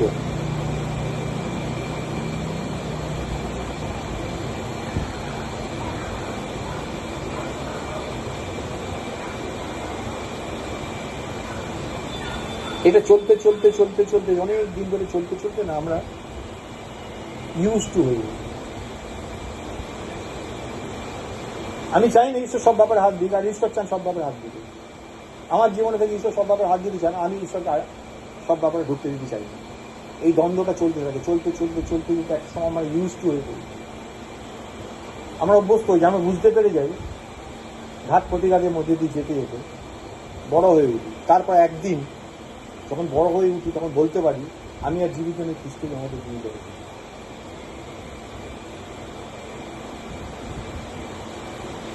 গালাতীয় 2:20 মতো। অর্থাৎ ঈশ্বর যত বেশি আমার সঙ্গে যুক্ত হবেন, তত বেশি করে আমরা মানুষ অথচ ঈশ্বর হয়ে উঠি। শুধু একটা নতুন মানুষ নয়, কেমন মানুষ? ঈশ্বর মানব হয়ে উঠবে। এটা কি বলছে? নতুন সৃষ্টি। এটা নতুন সৃষ্টি। পুরনো সৃষ্টিকে রংপোচ করে না। এই বাড়িটার বয়স 50 বছর হয়ে গেছে। এই 50 বছরের মধ্যে 4 বার বাড়িটাকে আমি রং চং এটা ওটা বা কিছু রেনোভেট করেছি। বাড়িটা যা আছে তাই তো আছে। মাঝে মাঝে খোল রঞ্চে একটু পাল্টে যায়, সবুজ থেকে নীল, নীল থেকে বেগুনি, বেগুন থেকে সাদা। ফাটা দেওয়ালগুলো আবার কিরকম পরিষ্কার সুন্দর হতো, বেশ ঝকঝক হয়, ভালো লাগে। ওটা কি রিজেনারেশন? নতুন হয়ে ওঠে, ওটা নতুন হয়ে ওঠে। নতুন হয়ে ওঠা কিরকম না এখন দেখতে হবে। বড় বড় শহরের মধ্যে দিয়ে এখন সরকার যে আইন হয়ে গেছে, তুমি যে রাস্তা দিয়ে রোজ যাও একটা পুরোনো বাড়ি তুমি দেখতে পাও। তারপর একদিন দেখলে বাড়িটার গায়ে একটা পর্দা ঢাকা দেওয়া, বিশাল বড় কাপড়ে ঢাকা পড়ে যাবে, ভেতর কি সব হয়। বেশ কয়েক মাস ধরে তুমি যাও আর নীল রঙের পর্দাটা দিয়ে ঢাকা দেওয়া যাবে। একদিন পর্দাটা বেশ 4-5 মাস কেটে গেছে, আর ঝড় বৃষ্টিতে পর্দা খানিকটা ফেটে গেছে। তুমি ফাটা পর্দা দিয়ে দেখতে পাচ্ছ, যে দেয়ালটাকে দেখতে সেই দেয়ালটা যেন আরো ভগ্নস্তূপ হয়ে গেছে, ভাঙা চোটাটা হয়ে গেছে। কি যে হচ্ছে পর্দার উপাসে কে জানে। তারপরে অনেক দিন কেটে গেছে, একদিন দেখলে ওই পর্দাটা নেই, ওই দেয়ালটাও নেই, একটা অন্য বাড়ি, একটা নতুন বাড়ি বানিয়েছে। ওই পর্দা ঢাকা দিয়ে কি হচ্ছিল বলো তো? না, প্রথমে পুরোনোটা ডেমলিশ করা হচ্ছিল। পর্দা ঢাকা দিয়ে প্রথম পুরোনোটা ডেমলিশ করা হচ্ছিল। 3-4 মাস কেটে যাওয়ার পরে পর্দার ফাটা দিয়ে তুমি যেটা দেখতে পাচ্ছিলে, যেটা ডেমলিশ হওয়া বাকি ছিল তার প্রথম ফার্স্ট ওয়ালটা, ওটা পুরোনো বাড়ির দেয়ালটা। ওটা কেন ভাঙেনি বলো তো? মিটার বক্সটা ওখানে আছে, ইলেকট্রিক্যাল লাইন তো চালু তো, তাই মিটার বক্সটা আছে। ওই দেয়ালটা অক্ষত রেখে বাকি পেছন দিকে সব সাফ হয়ে গেছে কিন্তু। আর তুমি দেখে কি যে করে পর্দা ঢাকা দিয়ে, সেই তো ভাঙা চোরা দেওয়াল। এই করতে করতে করতে করতে হঠাৎ একদিন মিটারগুলোকে শিফট করে নতুন বিল্ডিংয়ে ট্রান্সফার করে দিল, আর ওই দেয়ালটা একদিন শেষ করে দিল। যেদিন শেষ করে দিল সেদিন আর পর্দাটা দরকার হলো না, পর্দাটা খুলে গেল। তারপর ছ্যাট করে তুমি একদিন বেরিয়ে দেখছো, আরে এটা কি? অ্যাবসলিউটলি একটা অন্য বাড়ি, যেটা সম্পূর্ণ নতুন, পুরনোর কোনো কিছুই তার মধ্যে নেই। That is called regeneration. সেটাকে বলে নতুন সৃষ্টি। বোঝা যাচ্ছে কাকে বলে নতুন সৃষ্টি? মানুষ কিন্তু ঈশ্বর, ঈশ্বর কিন্তু মানুষ, নতুন সৃষ্টি। আর কি ছিল? আর কি ছিল? মানুষ, মানুষ, ঈশ্বর, ঈশ্বর।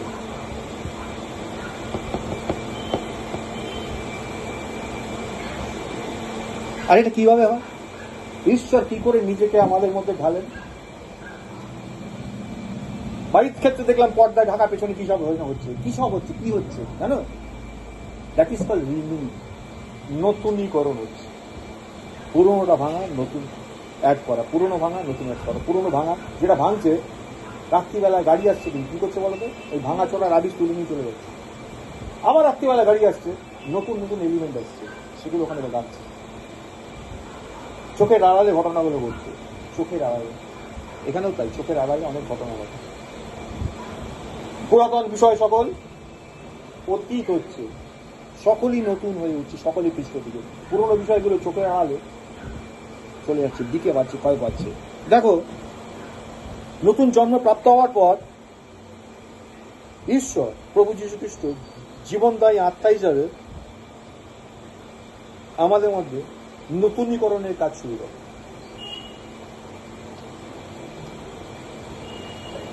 দেখো, নতুনীকরণ মানে আমরা খুব বুড়ো হয়ে গেছি, চিন্তা ভাবনা পাল্টে গেছে, এবার আমাদেরকে জ্ঞান ট্যান বুদ্ধি দিয়ে আধুনিক কনসেপ্ট শেখানো হচ্ছে। আগে ফোন ব্যবহার করতাম, এখন অ্যান্ড্রয়েড সম্বন্ধে শেখানো হচ্ছে, টাচ স্ক্রিন কাকে বলে শেখানো হচ্ছে। আধুনিক যুগের উপযুক্ত করে আমাদের তৈরি করা হচ্ছে, তাই তো? এটা কিন্তু নতুনীকরণ বলে, তাই বলে না? আগে ভাবতাম তো এগুলো হয় না, এখন নতুন নতুন ডিভাইস, নতুন নতুন গেজেট দিয়ে শেখানো হচ্ছে, এটা হয়, এইভাবে হয়। তাহলে পরে আমার কি হচ্ছে, আমার ধারণা ভাবনা সব পাল্টে যাচ্ছে। এটাই তো রিনিউ। কি ভুল না ঠিক? ভুল। তাহলে রিনিউ কি?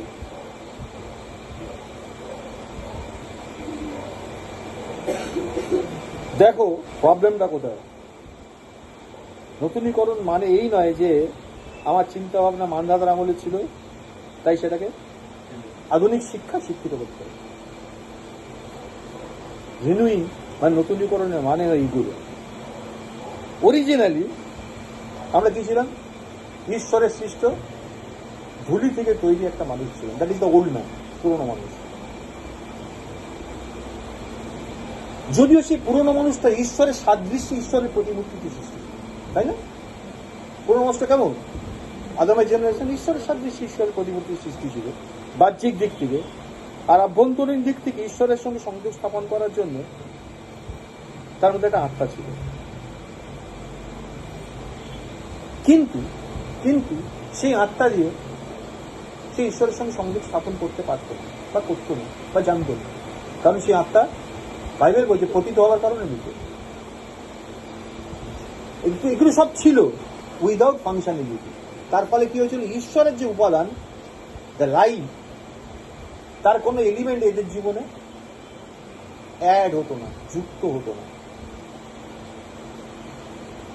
সেই কারণে ঈশ্বর মানুষ হয়ে এলেন যেন তিনি এই মুক্তির কার্যটা সম্পন্ন করেন, অর্থাৎ এই অবস্থা থেকে মানুষকে টেনে তুলতে পারেন, ঈশ্বর থেকে বিচ্ছিন্নতা তিনি দূর করে দিতে পারেন, এবং তিনি জীবনদায়ী আত্মা হয়ে উঠতে পারেন, যার দ্বারা তিনি ঈশ্বরের ঈশ্বরীয় বিষয়গুলো আমাদের মধ্যে ঢালতে পারেন, এবং তিনি অপেক্ষা করে থাকেন কখন আমরা তার সঙ্গে সংযোগ করব, কখন আমরা ঈশ্বরের সঙ্গে সংযোগ স্থাপন করব। যখনই আমরা ঈশ্বরকে বিশ্বাস করি, তিনি আমাদের মধ্যে আসেন, আমাদের মধ্যে তিনি জন্ম নেন, আর তাই আমরা একটা নতুন মানুষ হয়ে উঠি, যে মানুষটাকে বলা হচ্ছে গড ম্যান, ঈশ্বর মানে। শুধু তাই নয়, তারপরেও আমাদের নতুনীকরণ হওয়ার দরকার আছে। আমার ভেতরে সৃষ্টি হয়নি, তারপরে আমার নতুনীকরণে হওয়ার দরকার আছে। আমাদের মধ্যে সবচেয়ে কঠিন কি আর কোনটা নতুন করা? আমাদের অভ্যাস।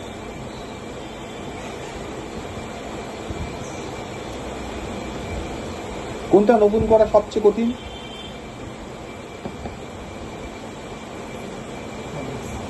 হ্যাবিটসটা করতে আছে, কনসেপ্ট থেকে, কনসেপ্ট করতে আছে মাইন্ড থেকে।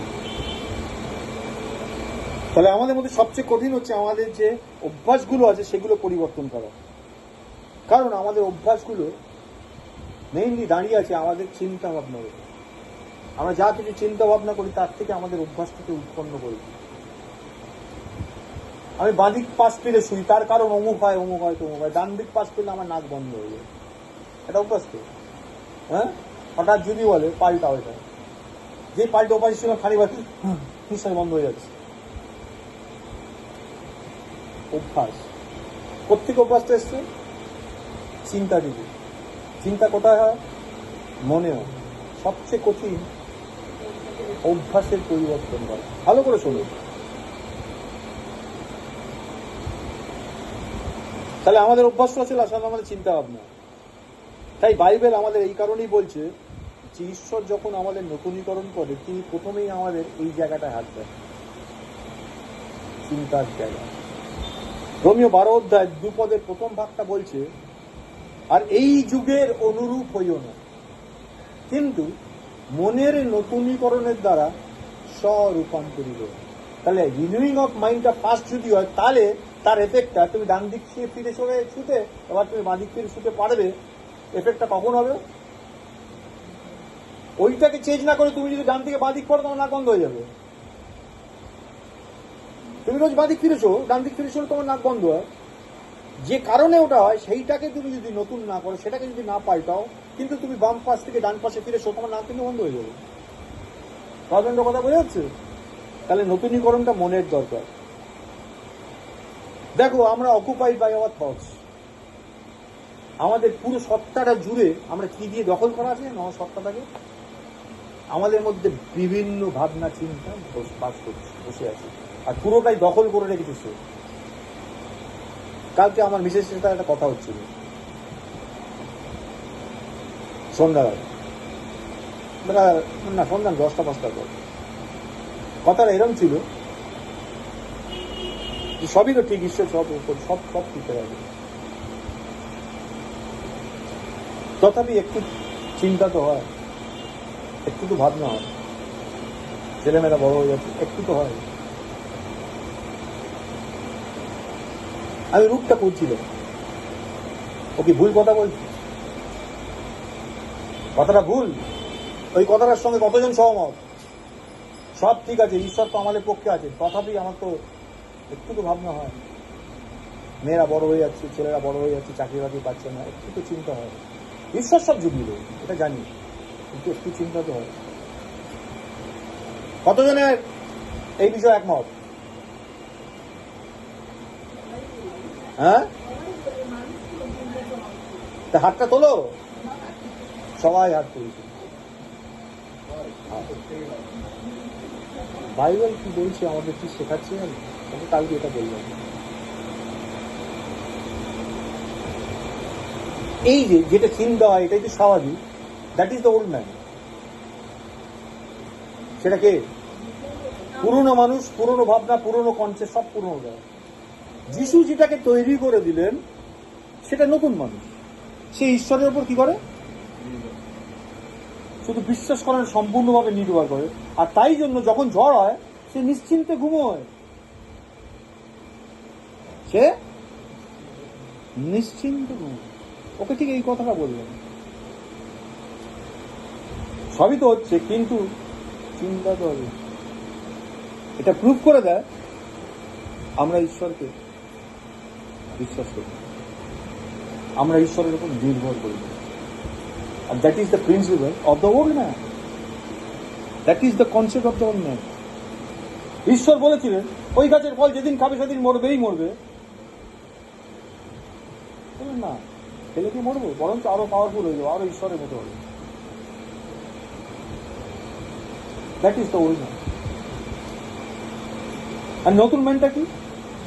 আপনার কি প্রভু কিছু যা আসছেন? আমরা মরে যাচ্ছি, নতুন মানুষ ও কিছু যা আসছে না। কেন যা আসছে না? কারণ সে একটা ওয়াইজে বেরিয়েছে, সে একটা মিশনে যাচ্ছে, তাকে যে পাঠিয়েছে সে সম্পূর্ণ অথরিটি তার রয়েছে, সে নিশ্চিন্তে ঘুমোচ্ছে।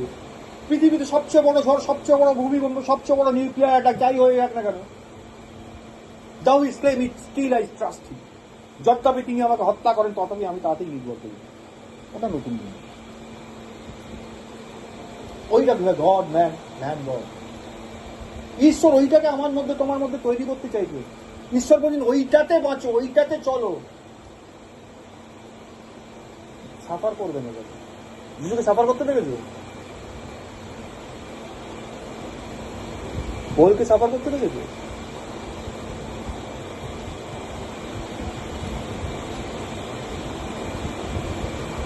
কেন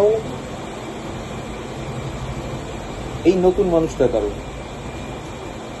দেখো, যেহেতু আমরা আমাদের সমস্ত চিন্তা ভাবনা দিয়ে আমাদের ভেতর দখল করে রেখেছে, তাহলে ঈশ্বরের সেই নতুন মানুষটা বা ঈশ্বর স্বয়ং জীবনদায়ী আত্মা হিসেবে যিনি আমার মধ্যে জন্মেছেন, তিনি যথেষ্ট জায়গা পাচ্ছেন না বড় হয়ে ওঠার জন্য। তোমার পেটে টিউমার আছে, তুমি কনসিভ করেছো, but still you have tumours, lots of tumours.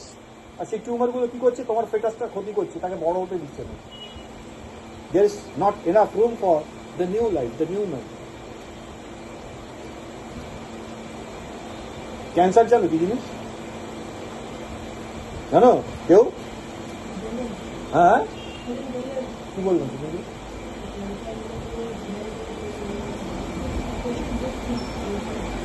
Cancer হচ্ছে এমন একটা জিনিস, ঈশ্বর আমাদেরকে তৈরি করেছেন আমাদের শরীরের মধ্যে। ঈশ্বর তিনটে জিনিস দিয়ে আমাদের তৈরি করেছে, স্পিরিট, সোল অ্যান্ড বডি। এই বডির ক্ষেত্রে ক্যান্সারটা হচ্ছে এমন জিনিস, আমাদের শরীরে যে কোষগুলো আছে সেই কোষগুলো সংক্রামিত, আক্রান্ত হয়ে কি করে? সে সব পুষ্টি নিজে খায়। আমার বাড়িতে 5টা ছেলে মেয়ে আছে, একটা ছেলে ক্যান্সার আক্রান্ত হয়েছে, সে কি করে? বাকি 4 ভাইয়ের খাবার নিজে খেয়ে নেয়। তাহলে কি হয়? বাকি ভাইগুলো কি হয়? নাকে রুগ্ন হয়ে যায়, আর ও কি হয়? ফুলে ফেপে উঠতে লাগে, ও নিজেকে স্প্রেড করতে থাকে। একটা কোষ থেকে আরেকটা কোষ, আরেকটা কোষ থেকে আরেকটা কোষ, আরেকটা কোষ থেকে আরেকটা কোষ, আরেকটা কোষ, আরেকটা কোষ। আর যে স্বাভাবিক কোষগুলো, যাদের স্বাভাবিক বৃদ্ধি স্বাভাবিকভাবে চলার কথা ছিল, সেগুলোকে ক্ষতিগ্রস্ত করতে থাকে। তাই বলে ক্যান্সার হলে মরে যায়, ধ্বংস করবে। আদম পতিত হওয়ার পর থেকে এই ক্যান্সার ঢুকে গেছে। আর প্রভু যিশু যখন মানুষ বিশ্বাস করে তাকে গ্রহণ করলো, তিনি জীবনদায়ী আত্মা হিসাবে ঢুকলেন। ঢুকে কি করলেন বলেন? ওই যে ক্যান্সারের কোষগুলোকে ছিল, প্রথমে ওদের বৃদ্ধিকে আটকালো, প্রথমে ওদের বৃদ্ধিটাকে আটকালো। এবার এতদিন ওই যেটা খাচ্ছিল সেই খাবারটা বন্ধ করে দিয়ে যে কোষগুলো খাওয়ার কথা, নতুন মানুষটাকে এবার তিনি খাওয়াতে শুরু করেন। যেহেতু তিনি একটা ব্যক্তি, স্বতন্ত্র ব্যক্তি, তিনি আমাদের মধ্যে প্রবেশ করছেন, তাই এই বিষয়টা তিনি আমাদের কোঅপারেশন চান। আমরা যদি আমাদের মনের সেই পুরনো অবস্থায় থাকি, তাহলে আমাদের ক্যান্সার কোষগুলি বৃদ্ধি পেতে থাকে, নতুনটা জায়গা পায় না। ঈশ্বর সৃষ্টি করে দিয়েছেন, তিনি ঢুকে গেছেন, তিনি প্রবেশ করেছেন, কিন্তু তার জন্য যথেষ্ট জায়গা নেই, তিনি জায়গা পাচ্ছেন। বুঝাচ্ছে ক্লিয়ারলি? দেখো, যখন আমরা প্রভুর কাছে আসি না, প্রতিদিন তার সঙ্গে সহভাগিতা করি, আমরা বুঝতে পারি তিনি আমাদের জীবনে আরেকটি জায়গা তৈরি। কখনো কখনো এটাকে অযাচিত মনে হয়। প্রথমে যেটা বলছিলাম, প্রভু সব জায়গায় নাক গলিও না প্লিজ, তুমি আমার বাড়ির গেস্ট, সবচেয়ে ভালো ঘর, সবচেয়ে ভালো বিছানা, সবচেয়ে ভালো বাথরুম, সবকিছু তোমার জন্য, কিন্তু আমার ওই কোণের আলমারিটা তুমি একটু খোলো না প্লিজ, ওখানে আমার কিছু পার্সোনাল জিনিস আছে। ঠিক একইভাবে কখনো কখনো মনে হয় প্রভু যেন একটু বাড়াবাড়ি করছে, সব জায়গা নাক গলানো যায়। তিনি যেন সবসময় আরো বেশি জায়গা দাবি করছেন, আরো বেশি জায়গা দাবি করছেন, আরো বেশি জায়গা দাবি করছে। তার সঙ্গে চলতে চলতে এটা হবে, না চললে তুমি বুঝতে পারবে না। যদি চলো, প্রতিদিন তার সঙ্গে মিলিত হও, তখন মনে হবে তিনি আর একটু ডিমান্ড করছেন আমাদের, ওই জায়গাটা, ওই জায়গাটা, ওই জায়গাটা। মানে আমার নিজের যে জায়গাগুলো ছিল সেই জায়গাগুলো আস্তে আস্তে আমি নিজে সব দিয়ে দিয়েছি প্রভুকে। লাস্টে আমার জন্য মাত্র 45 মিনিট রেখেছি। 45 মিনিট আমি আমার বিষয় নিয়ে ভাবি, আমার ঠিক একটা কল্পনার জগৎ আছে, সেখানে বিচরণ করি। খানিকভাবে প্রভু বলছেন ওই জায়গা ঢুকতে চাইছে, ওই কল্পনার জগৎটা তিনি আমার থেকে চেয়ে নিচ্ছে। যেমন রাগ ধরে দেবে, হ্যাঁ, সবই তো নেই, কিছুই তো নেই জীবনে, এইটুকু আছে। কেউ হয়তো বাথরুমে গিয়ে ওই জগৎটায় বিচরণ করে, কেউ শুয়ে শুয়ে, কিরে এখন ঘুমালি না? হ্যাঁ ঠিক আছে, তোমরা ঘুমিয়ে পড়ো। কি করছি? কিছু করছে না, শুয়ে শুয়ে ভাবছে। ওটা নিজস্ব। তবু ওখানে আবার ঢুকতে যাবে। কি মনে হয়? বড্ড গায়ে পড়া মনে হয়।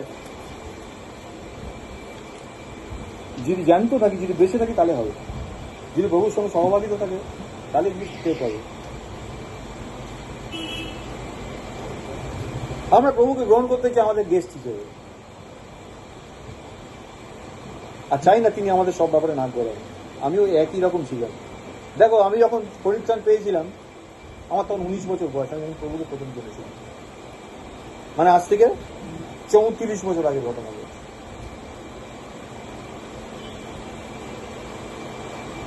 আর সেই সময় আমি একটা টের পেতাম, আমি বুঝতাম আমি প্রভুকে ভীষণ ভালোবাসি।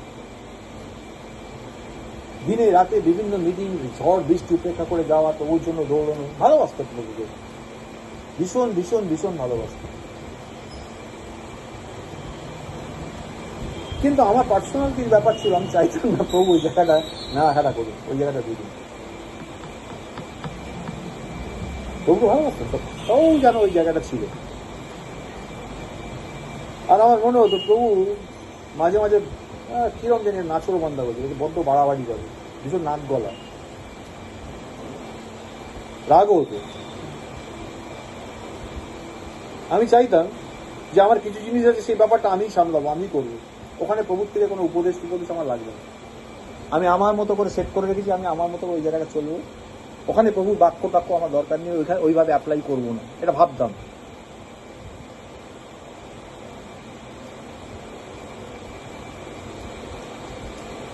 আর ঈশ্বর বলতেন না, প্রভু কি বলতেন না, আর না বললে আমার রাগ হতো।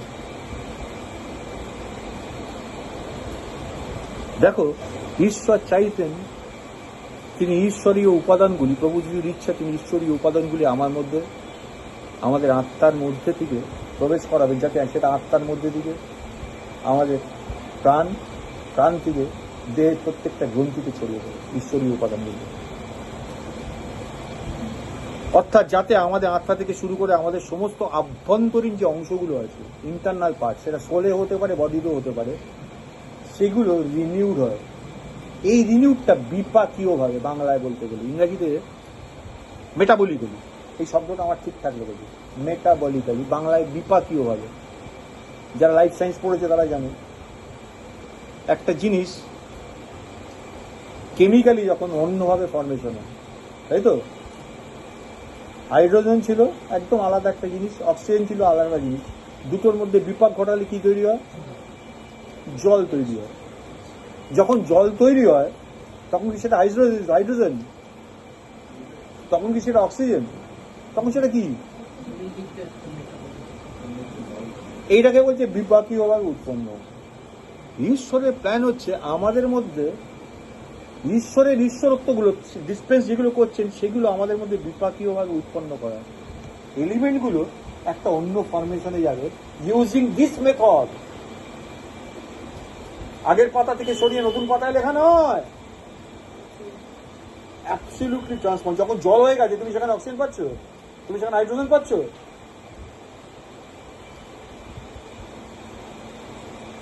রোমিও 12 অধ্যায় যেটা আমরা দেখছিলাম পরিষ্কার ভাবে বলছে আমাদের চিন্তা পাল্টানোর দরকার আছে, আর মনের নতুনীকরণ দ্বারা রূপান্তরিত হয়। যখন এটা ঘটে তখন আমাদের হোল দিনটা, আমাদের সম্পূর্ণ সত্তাটা পাল্টাতে পারে, ট্রান্সফর্ম হয়ে যায়। দেখো, এই নতুনীকরণটা শুধুমাত্র একটা রং করে পোচ করে ঘষে মেজে করা জিনিস নয়, এটা এমন একটা জিনিস যেটা আমার সঙ্গে যেটা ছিল তার সঙ্গে আরেকটু বেশি করে প্রভুকে যুক্ত করে। আগে যে এলিমেন্টটা ছিল সেই এলিমেন্টের সঙ্গে প্রভুকে আরেকটু বেশি করে যুক্ত করে। নতুনীকরণের অর্থ হচ্ছে আরো বেশি করে তৃপ্তি ঈশ্বরকে যোগ করা আমাদের মধ্যে। তাহলে খ্রিস্টান হওয়ার তাৎপর্য কি? খ্রিস্টান হওয়ার তাৎপর্য হচ্ছে এই যে একটা মানুষ, অর্থাৎ আমার মধ্যে যে পুরনো মানুষটা ছিল সেটা নতুন হয়ে উঠবে ঈশ্বরের দ্বারা, একটা নতুন রূপ নেবে, বিপাকীয় ভাবে পরিবর্তিত হবে। হয়ে কি হবে? হ্যাঁ,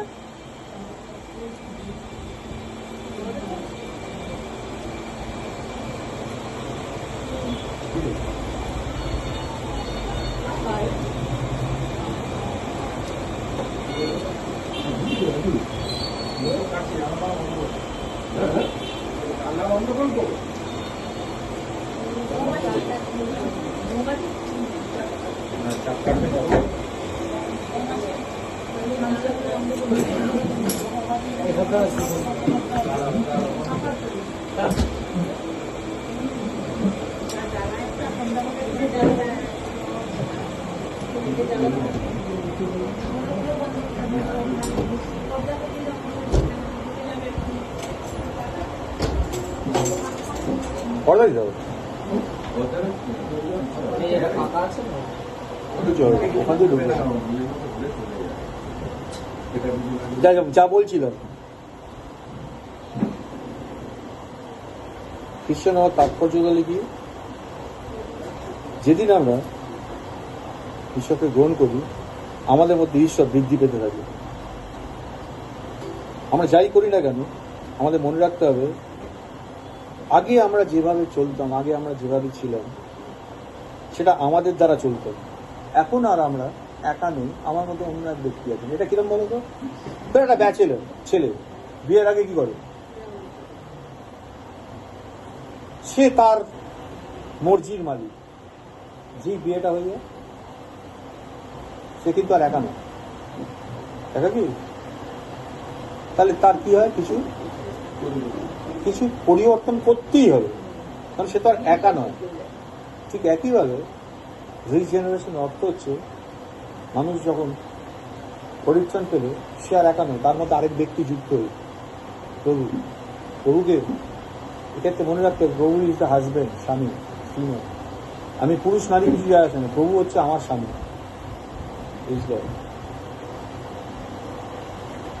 তাহলে দুই ব্যক্তি এবার এক বাড়িতে থাকি, তাই না? তাহলে আগের যে বিষয়গুলো স্বাভাবিক বলে মনে হতো এখন দুজন থাকি তো। আগে যা যা করতে পারতাম এখনো করতে পারি ইচ্ছে বলে, পারি না? কিন্তু স্বাভাবিকভাবে এখন তো আমি একা নই, এখন দুজন। তাহলে আমি যেটা করতে চাইছি তার কোনো অসুবিধা হচ্ছে কিনা আমার তো জানতে হবে স্বাভাবিকভাবে। যেমন স্বামী স্ত্রী বিয়ে হয় তখন তারা তাই করে। আমাদের একটা সঙ্গী আছে, বিয়ে করার অর্থ হচ্ছে সেই পুরুষটা বা সেই মেয়েটার একটা নতুন সঙ্গী এলো জীবনে। ঠিক একইভাবে প্রভু আমাদের জীবনে এলো, যিনি প্রভু আমাদের স্বামী।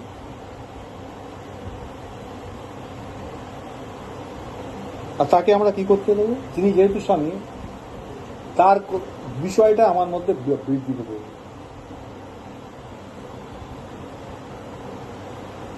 তার বিষয়টা, তিনি যেহেতু স্বামী আমি যেহেতু স্ত্রী, তাহলে তার বিষয়টাই বৃদ্ধি পাবে, তার ইচ্ছাটাই বৃদ্ধি পাবে। এটা আমায় করতে দিতে হবে দিনের পর দিন। আর যখন তিনি বৃদ্ধি পাবেন তখন আমরা নতুন পরীক্ষিত হব। কখন আমরা নতুন হয়ে যাবো? যখন আমার মধ্যে বাসকারী খ্রিস্ট বৃদ্ধি পান তখন আমি নতুন পরীক্ষিত হই, অন্যভাবে হতে পারি না। তিনি বৃদ্ধি পেলে কি হয়? যতটা স্পেস আগে তিনি ব্যবহার করতেন এখন তার থেকে বেশি স্পেস পেলেন। তাহলে সেই জায়গায় আগে আমি যা যা ঘটাতাম এখন অন্য কিছু ঘটবে। এটা হচ্ছে নতুন গল্প। যখন তিনি বৃদ্ধি পান আমরা পরিবর্তিত হই। যখন তিনি বৃদ্ধি পান ফলস্বরূপ কি হয়? আমরা কমপ্লিটলি তার স্বরূপে রূপান্তরিত। আর সেটা একদম কমপ্লিট হবে সেই ওয়ার্কটা তখন প্রভু যিশুর আগমন দেখতে হবে। অ্যাজ ইফ যিশু খ্রিস্ট, তুমি আর যিশু খ্রিস্ট এক, কিন্তু তার ব্যক্তিত্ব তার, তোমার ব্যক্তিত্ব তোমার, বাকিটা এক, অ্যাজ ইফ। আর সেই কারণে আমাদের পুরনো মানুষটাকে কি হবে? কমপ্লিটলি ডিস্ট্রয় হয়ে যেতে হবে। যে বাড়িটার কথা বলছিলাম পর্দা দিয়ে ঢাকা কাজ হচ্ছিল, শেষ যে দেয়ালটা ছিল একদিন দেখা গেল সেই দেয়ালটাও আর নেই, তাই না? আমাদের পুরনো মানুষটাকে কমপ্লিটলি ডিস্ট্রয় হয়ে যেতে পারে, এক্সটারমিনেটেড হতে হবে। আর একটা জিনিস তখন আমাদের মধ্যে থেকে চলে যাবে, সেটা কি জানো? জগৎ। আমরা অকুপাইড কিসের দ্বারা? ছোট থেকে জন্মেছি যেভাবে বেড়ে উঠেছি তার দ্বারা। সেটা কি? বাক্য বলছে জগৎ, the concept of the world, concept of the system। এই জগৎ থেকে আমরা বা আমাদের থেকে জগৎ দূরীভূত হবে। ঈশ্বর আমাদের পুরনো মানুষটাকে নতুন মানুষে কনভার্ট করেন, যেভাবে পুরনো বাড়িটা ভেঙে ডেমলিশ করে নতুন বাড়ি হয়ে ওঠে, আর তিনি আমাদেরকে তার সমূর্তিতে রূপান্তরিত করেন, তার মতো করে।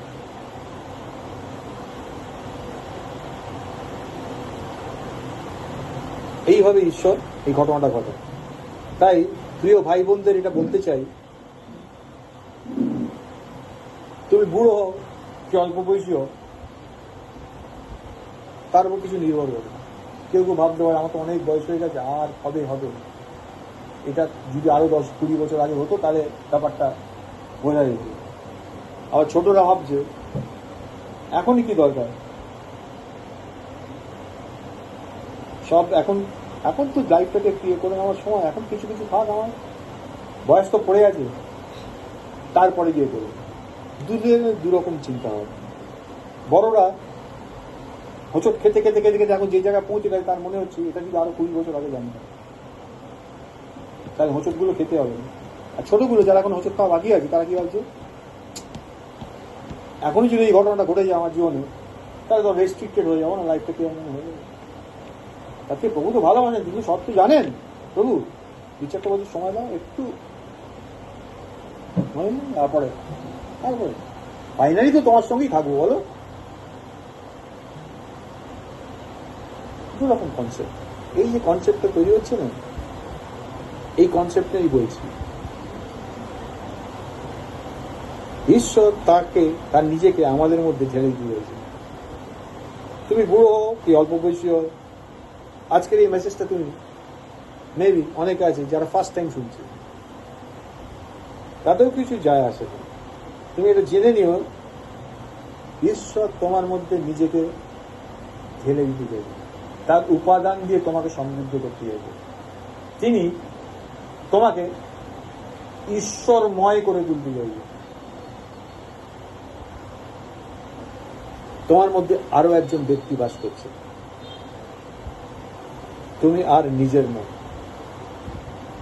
এই কথাটা প্লিজ ভুলে যাও না।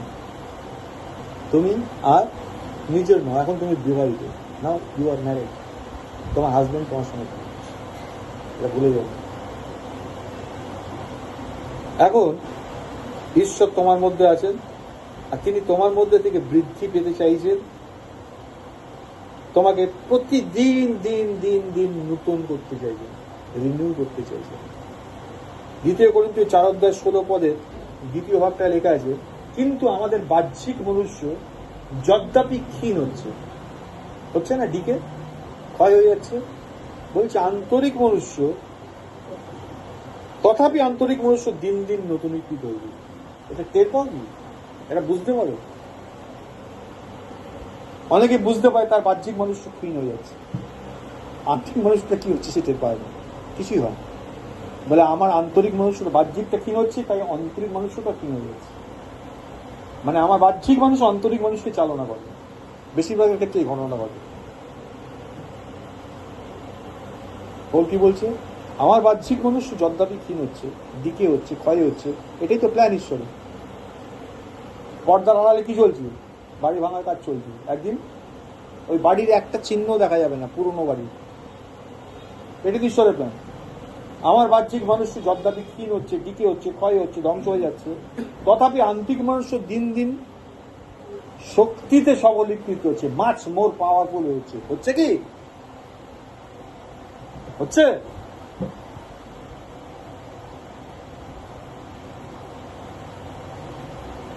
কেন হচ্ছে না বলো তো? উত্তরটা হচ্ছে হ্যাঁ হচ্ছে না, টের পাচ্ছেন আমি, হচ্ছে। পরিষ্কার কথা, পরিষ্কার বলতে হয়।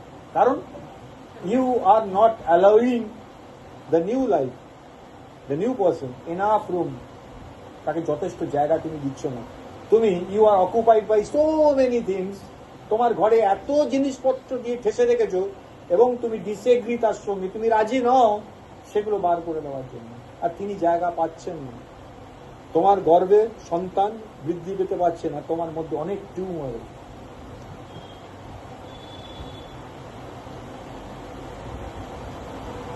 ঈশ্বর তার এই নতুনীকরণের কাজ আমাদের মধ্যে প্রত্যেক দিন চালিয়ে যাচ্ছে।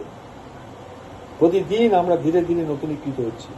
অন্যভাবে বলতে গেলে ঈশ্বর আমাদের মধ্যে প্রতিদিন বৃদ্ধি পাচ্ছেন, পাওয়ার কথা। আজকে হতে পারে তুমি এই মেসেজটা শুনছো, ঘন্টা 2 হতে চলবে। আমি আশা করি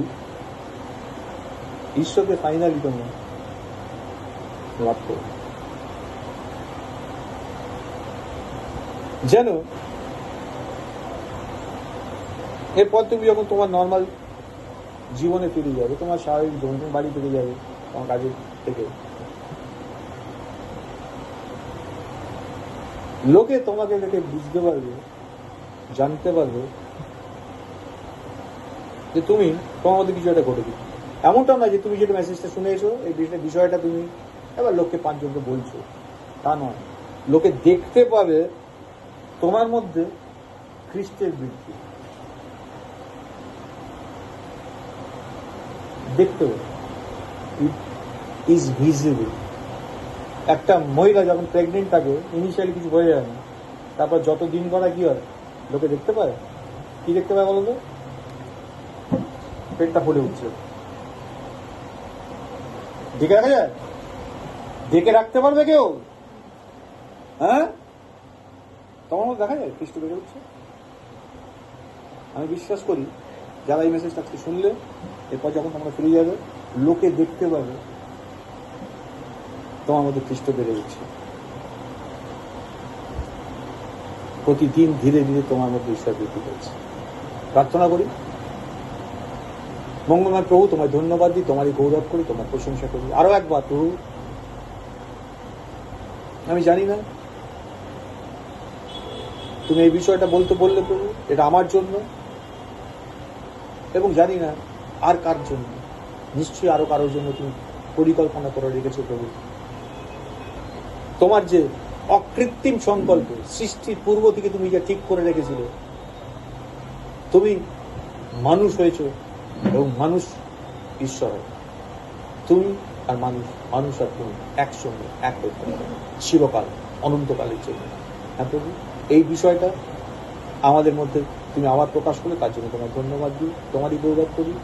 এখানে উপস্থিত যতজন আছে প্রভু তাদের হৃদয়ে তুমি কথা বলো, এবং যারা এই মেসেজটা দূর থেকে শুনছে বা পরবর্তীকালে শুনবে তাদেরকেও তুমি ব্লেস করো প্রভু। তার মধ্যে দিয়ে তাদের মধ্যে তুমি নিজেকে প্রকাশ করো, তুমি নিজেকে বৃদ্ধি দাও, যেন তারা পূর্ণতায় তোমার আকারে প্রকারে সম্পূর্ণভাবে তোমার মতো হয়ে প্রকাশিত হতে পারে, এবং জগৎ যেন জানতে পারে জীবন্ত ঈশ্বরকে।